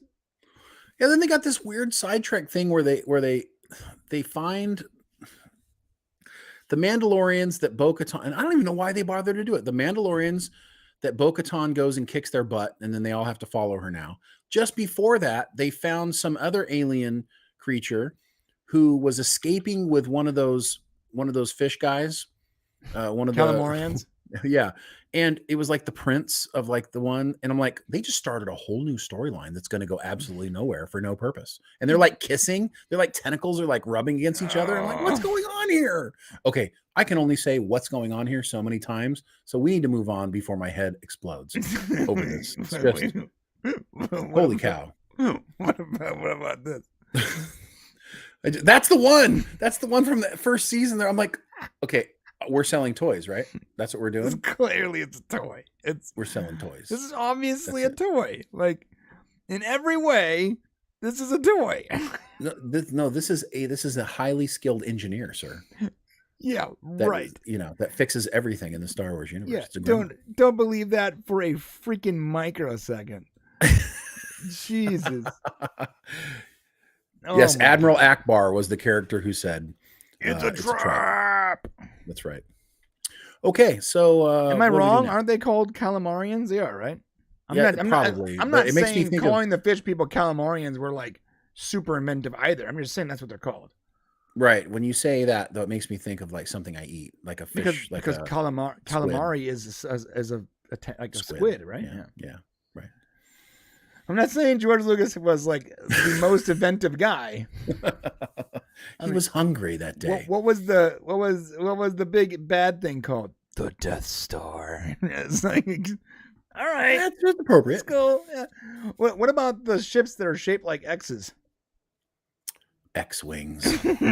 and the ships that were shaped like bees? B-wing. Were they shaped like bees? I didn't know that really. Hey, look, you got to give George some leeway. I don't have a problem with it. I'm just saying, like, it's not like you're dealing with like Shakespeare, guys. This shouldn't be hard to write, right? It shouldn't be hard to at least make sense, even if it's not. I mean, there's like bad writing, and then there's like shit that don't make sense. Like you could at least a lot of shows like. You can see like, wow, that's really bad writing, but they're trying to thread a story. Right. This is like, make a left, make a right. You know what it is? It's like your Garmin going off of its route and taking you on side streets. For all the young people out there, he's talking about GPS. Sorry, yeah, not Garmin. That's an old thing. But yeah, it's like your GPS making you go a different route. It's just weird. Like you don't know. Hey, the cool thing is if you want to watch The Mandalorian, you have no idea what's going to happen next. Like it's going to be a total shocker. I mean, next week they could like be swimming through a pool of piss on Coruscant that we didn't even know existed Wouldn't even somewhere know. below the floors. Yeah. Could happen. What are And it those- will have no point to the overall plot. It'll just be something they do. What are those sexy green chicks called? Like Twills or Twilites or whatever, right? You The ones got with me, big- man. In Jabba's hut. Yeah, I don't remember what they're Anyways, called. Slave Leia's. Yeah, the slaves. Can we get like a whole scene of just like the green chicks dancing around? All right. In, This like, is every week with you. in This the is in every the week. droid only bar. Why do droids need their own bar? Can any person on the planet explain as to why droids, robots, need a bar? Oh, hey, even better. They're in the bar, like feeling oppressed by humanity. Like Jesus. they're all feeling like oppressed, like humans are going to take over their jobs and they'll have no purpose. What the hell? Like, is this Star Wars or where are we going here? The droids in Star Wars don't do that. Humans want to take over the droids' jobs. The droids now have feelings in Star Wars. Like, I mean, I knew you were hitting around with that stuff, but give me a break. There's a bunch of droids in a bar like they took our jobs. They were like terrified that they were going to lose all their jobs. Oh I'm my like, God, all it's right, so well, dumb. It's so dumb. You could do this all day long with how horrible this is, but Yeah, I just said one person to explain why anyone can go up with any real reason as to why droids would need a bar. to lubricate their parts with oil, maybe. Okay, But why a bar? Like, just take them to the garage, or whatever. I don't. Yeah, I Why do they need to socialize? They're They're droids, guys. They're gonna hang out and talk about how last week they took their kids to the game or something. Like, makes no sense. how their wife's knocking them around at home. I don't know. I mean, like, Right. what are we doing here? I think my wife is cheating with our owner. That's my jam. That's Everything my is jam. awesome. All All right, guys. we got to move on from this. That's it. That's it for the Mandalorian. If you want to hear no more about the Mandalorian, then And you don't. watch next week and tune in. I'm sure we'll talk about it again at some point. All right, what's next? Okay, so pretty soon. What? Good. Can we show the image? Can we talk about the image before we go to the member section? The image. The last image I sent you that we haven't shown yet. The last image you sent me. Okay, let me. It's in the podcast news. It's I sent Okay. you 3 images. You've shown 2 of them. There's one more we All haven't. right, I'm glad because like you also sent me a dick pic and I was worried about putting that one on screen. I would never do that. Don't say that. I'm anti dick pics, by the way. All right, I think it's weird. Just this don't is do the it. image that Shane sent. God dang it. So if you guys don't know, these are the 4 people who are going to be going back to the moon. They are going to be putting their feet on the moon. Yes. These are the people. I got to tell you, when I saw this, the moon! when I saw this image come out, I was like, I don't know how to explain it. Maybe you guys feel like I do. I'm not sure. But like going to the moon, like the last time we went to the moon, was the year I was born, I think. And the idea of humanity exploring space and going further and further out has been a part of like my dream in my heart all growing up. And now I'm going to be 50 this year. And so something inside of me was just kind of like cracked when I realized that this is really happening. We're really sending people back to the moon. And it's such a big deal. And I came up with a line. I want to know what you guys think here.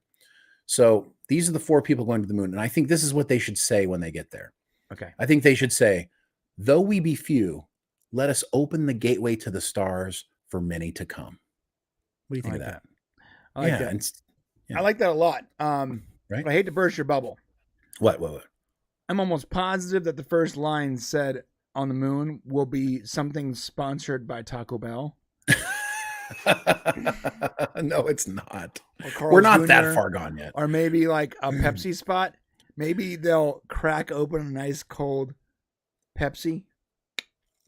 I don't think so. But, we're not that far gone yet, bro. Okay, come on. Don't take this away from me. Stop it. I'm not. You're right, though, bro. But which one of these people are like, who's stepping on the moon first? Well, here's the thing is they'll probably make it so they can go down together. So my thinking is well, that was a big problem with the first moon launcher. I think we've talked about this before, but only one person could get out. Right. And the way it was set up was Neil Armstrong was the commander of the mission, and he was on the left. And that's why he got out first. Mm-hmm. Buzz Aldrin also wanted to get out first, but he wasn't able to. And of course, now Neil has the famous, one step for man, one giant leap for mankind. Mm-hmm. So they'll probably make it in such a way so that, I'm assuming, because now we have the technology to be able to do it, where they can all either go out at the same time, or maybe they'll all come down to a landing and then step off together. My guess is they'll do something like that, because that's kind of the way society is. It won't be one person. Right. The New York Times, of course, came out and said, the diverse moon crew. And I'm like, why does it need to be diverse? Like, do we need to talk about it being diverse, or can it just be 4 awesome astronauts are going to go kick ass and land on the moon? It just drives me crazy that those are the headlines. I'll tell you this. If I was on the crew leaving the atmosphere to go step onto another planetary body, I do not care at all how diverse my crew is. I only care that they are the best people for the job, period, the end. Yeah. I am not not going to be in some giant, controlled explosion heading to space and worrying about what race or gender the person next to me is. I'll tell you that right now. Yeah, and I just hate that that's a focus. That shouldn't be a focus. We should just be celebrating 4 awesome astronauts who are going to go and take humanity to the next game. I mean, because if we can get to the moon, and we can get to the moon consistently, and we can create a base of operations there where we operate out of, that's like the next step to going to Mars and creating one in Mars. And the next thing we're like the Expanse to some degree. What's funny is until you brought that up, I didn't even consider any of their what race or gender they were. Didn't even think about it. Right. But the New York Times made it their top headline. Of course. Yeah. And nothing to do with the moon. It's like, how diverse is this? Hey, $1 from Romy Forever. Thank you, Romy. I appreciate that. Thank you, Romy. So anyways, I just wanted to share this. These are the people that are going back to the moon. And it's been a long time. And I'm just really, my heart is filled with gladness that we're taking this next step. I think it's important for our race, for humanity to continue to strive to the stars. And it gives me hope for my children in the future that we will continue to grow and learn. So yeah, that's it. One of them is Canadian.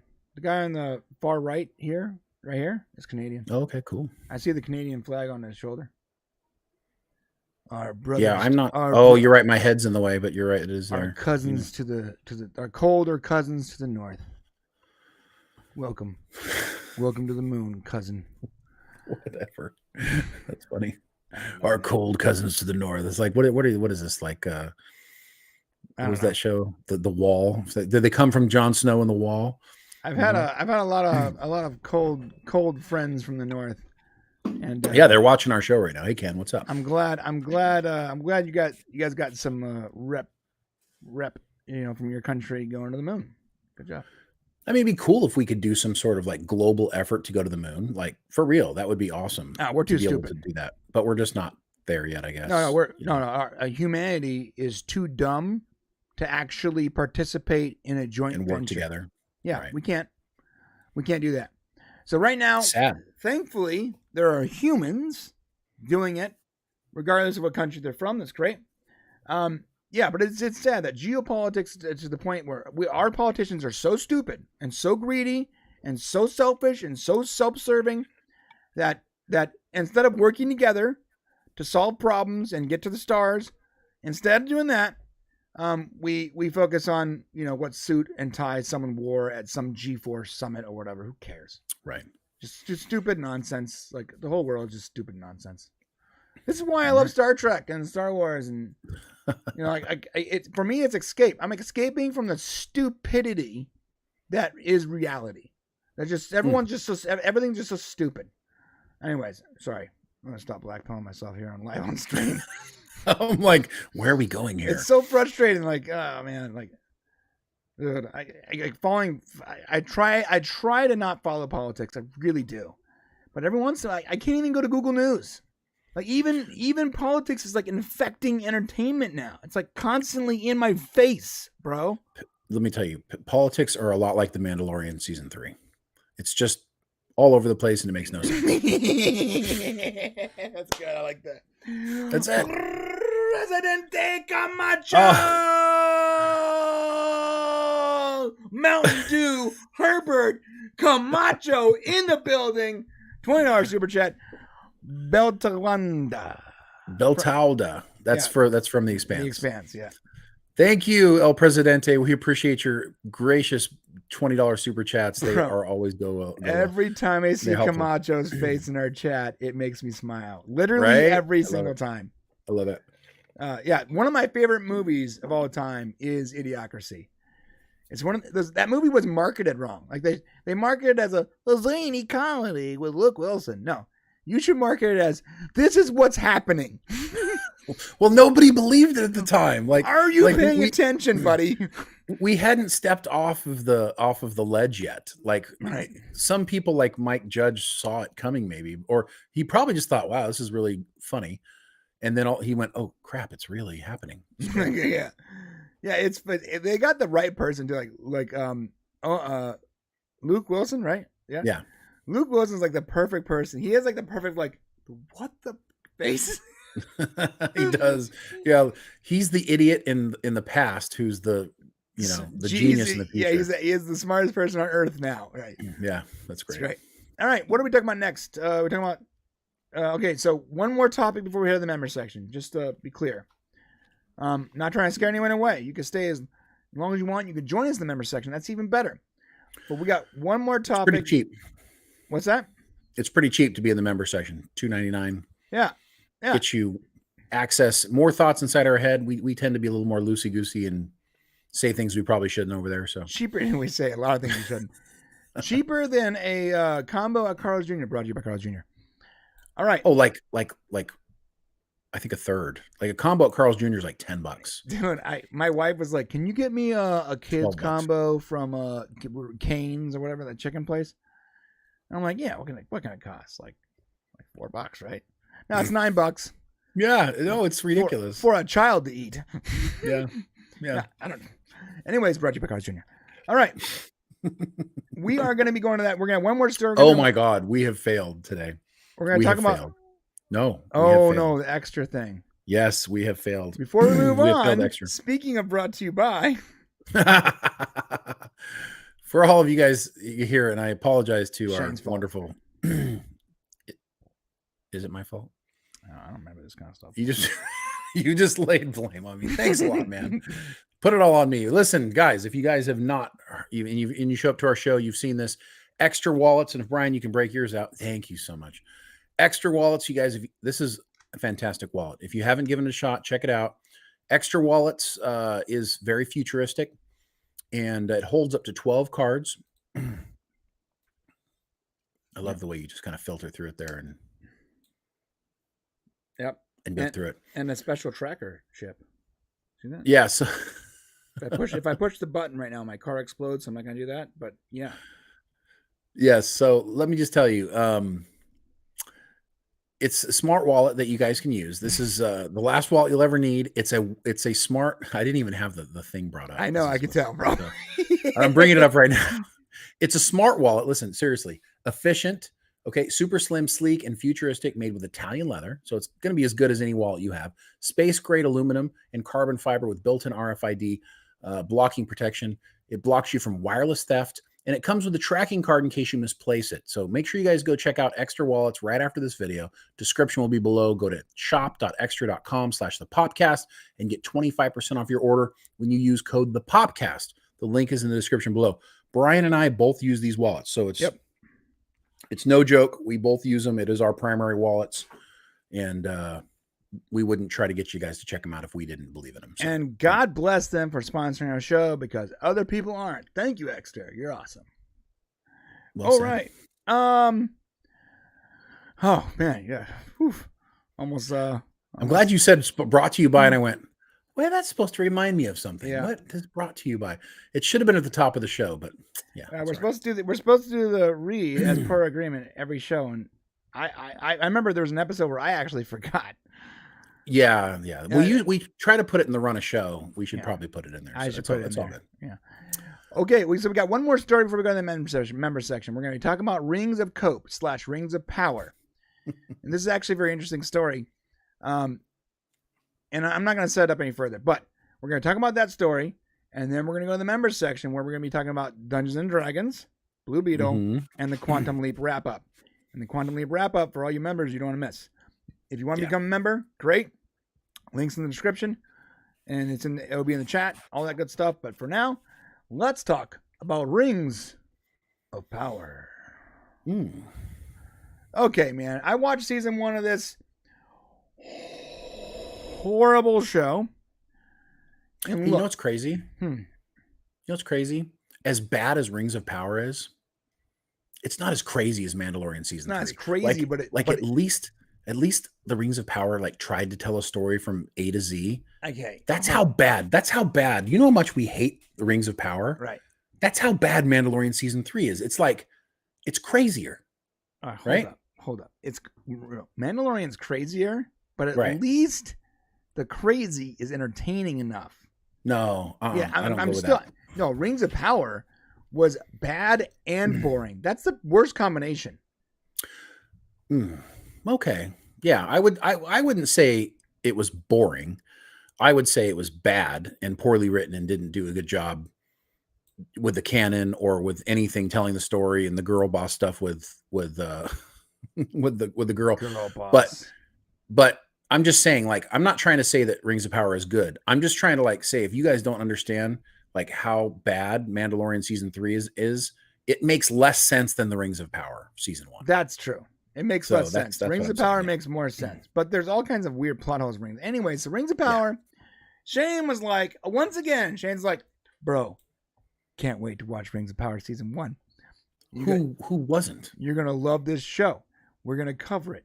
I didn't say you're going to love this show. That's not true. It's going to be awesome. I said, I hope we're going to love this show. Shane was amping me up to watch this show. And full disclosure, I'm not really a fantasy guy. I'm a sci-fi guy. I like fantasy when it has sci-fi elements, like the movie Dungeons and Dragons, which I thought was super entertaining. But I need to be entertained, okay? I got ADD. I got to see something that needs to be interesting to me. And he pulled me into this. And the very first double, remember it was a double episode. It was an hour and a half long or something. Remember? Yeah. Oh my God. It was 3:00 in the afternoon and I was fighting sleep. I was trying not to go to sleep at 3 in the afternoon. You really hate fantasy though, to be fair. No. I like fantasy when it's good. Okay. Look, fantasy and sci-fi are very similar. So instead of technology, just replace technology with magic, right? But I can't think of anything you like that's fantasy. I loved Willow, not the series, the movie. Loved it. Okay. Right? The newest Dungeons and Dragons was awesome. Fantasy sometimes takes itself so seriously, though. It's very hard to watch when it's taking itself so damn serious. Fantasy is serious. Well, there's parts of it that can be serious, sure. But there needs to be some kind of pacing that makes sense. It's just so slow sometimes. How about Conan the Barbarian? I like that movie. Okay. Yeah, but there's a lot of people dying. How about the Lord of the Rings trilogy? So I like the Lord of the Rings trilogy, but do not ask me to watch the extended cut. I will die of old age first. Anyway, so the whole setup for this is that the Rings of Power were a trip back to J.R.R. Tolkien's land. Oh, and I love the Narnia series. My bad. So there we go. So the whole idea was, if Amazon is going to spend $1 billion making a TV show, we have to watch it, and especially if it's going to be Tolkien. So that was kind of the premise. Brian's talking like he was drug into this kicking and screaming, and he shouldn't be held accountable for the fact that it was crap. I see what he's doing here, but here's the deal. I am he putting was all the blame on you. Right. I see what you did. You're right. I was going to watch regardless. No, you're right. You're right. Yes. I watched School Spirits the other day, and no one forced me to watch that. So yeah, there's a lot of weird things you watch that I would say is strange. True. But so here's the thing. It came out. It had huge numbers, people watching it initially, and then the second episode, and then the third, And then people started like not watching it, and they started going away. Right. And it turns out that 37% of the people who started watching it in the United States finished it. Only 37%. I guess internationally it was in the 40s. Well, here's the deal. Netflix, when they have a show where less than 50% of the people who finish the show who started it, then it's a failure and they cancel the show. Okay, that's Netflix's rule. 37%. And now you've got Jennifer Salke doubling down on this huge mistake that she made, Right. saying that anybody who says that season 1 of Rings of Power wasn't successful is not telling the truth. I am floored. I mean, I get it, like when failure and they cancel the show. You don't, no one wants to say, I made a mistake. Right. Like nobody wants to do that. Right. But when you clearly and obviously made a mistake, and then you say, double down and say, hey, look, season 2, we're going to even spend more money. Oh my God. There's going to be even more. We're going to come harder. And it's like when you double and triple down on the shit show that you created for season 1. Yes. Dog. More right? Galadriel. Yes. More horses. I mean, here, let's just put here. Let's give her words because I don't want to do this. Yeah. This desire to paint the show as anything less than a success is not reflective of any conversation I'm having internally, Salke told THR, while promising a second season with more dramatic story turns, calling it a huge opportunity for us. The first season required a lot of setting up. Now, season 2, we're really going to take off. Yeah, we're going to be faster. We're going to be able to put more money on screen. Where? I'm sorry. What? Are you saying that the $1 billion you spent on the first season didn't go on Well, screen? it wasn't on the first season. The $1 billion is for the whole show. So they didn't put $1 billion in the first season. Oh, I see. That's for the whole 5 seasons. So they're saying they held back a part of that $1 billion. Yeah, they're saying they held back and that they're going to put more money. I don't know what more money you're going to put on the screen. Actually, it looked beautiful. Like the sets and the graphics look great. Yeah. The graphics were fine. They were fantastic. The story it was bad. your story that sucked. It was literally the cheapest thing for you to do was the mental talent of the people in your writer's room. Right. Where you failed. Yep. Like that's where the show failed.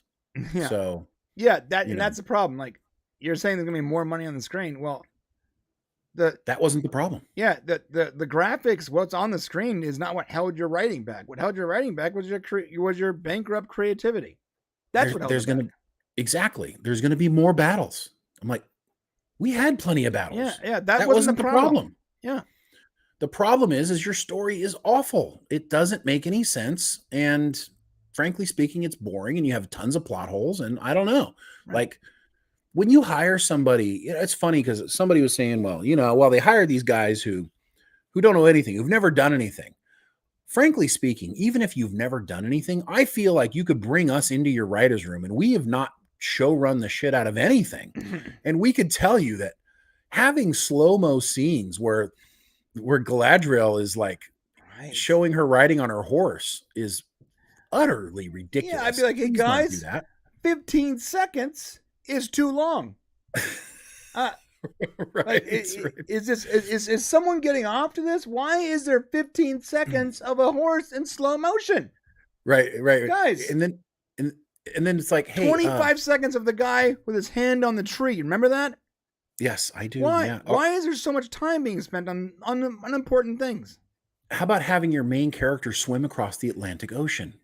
Like jump from a ship to swim across the ocean. I mean, it makes no sense. How does Sauron end up in the middle of the ocean with her? Right, there's so many questions. All right. There's so many problems with this show, besides the fact that they've taken the characters out of context in so many terrible ways. It's just, they've really done a terrible job. And I don't know what they think they're going to do coming around with season 2, but Amazon is setting a really bad precedent here. What about the TARDIS ships? Can we talk about that real quick? The TARDIS ships.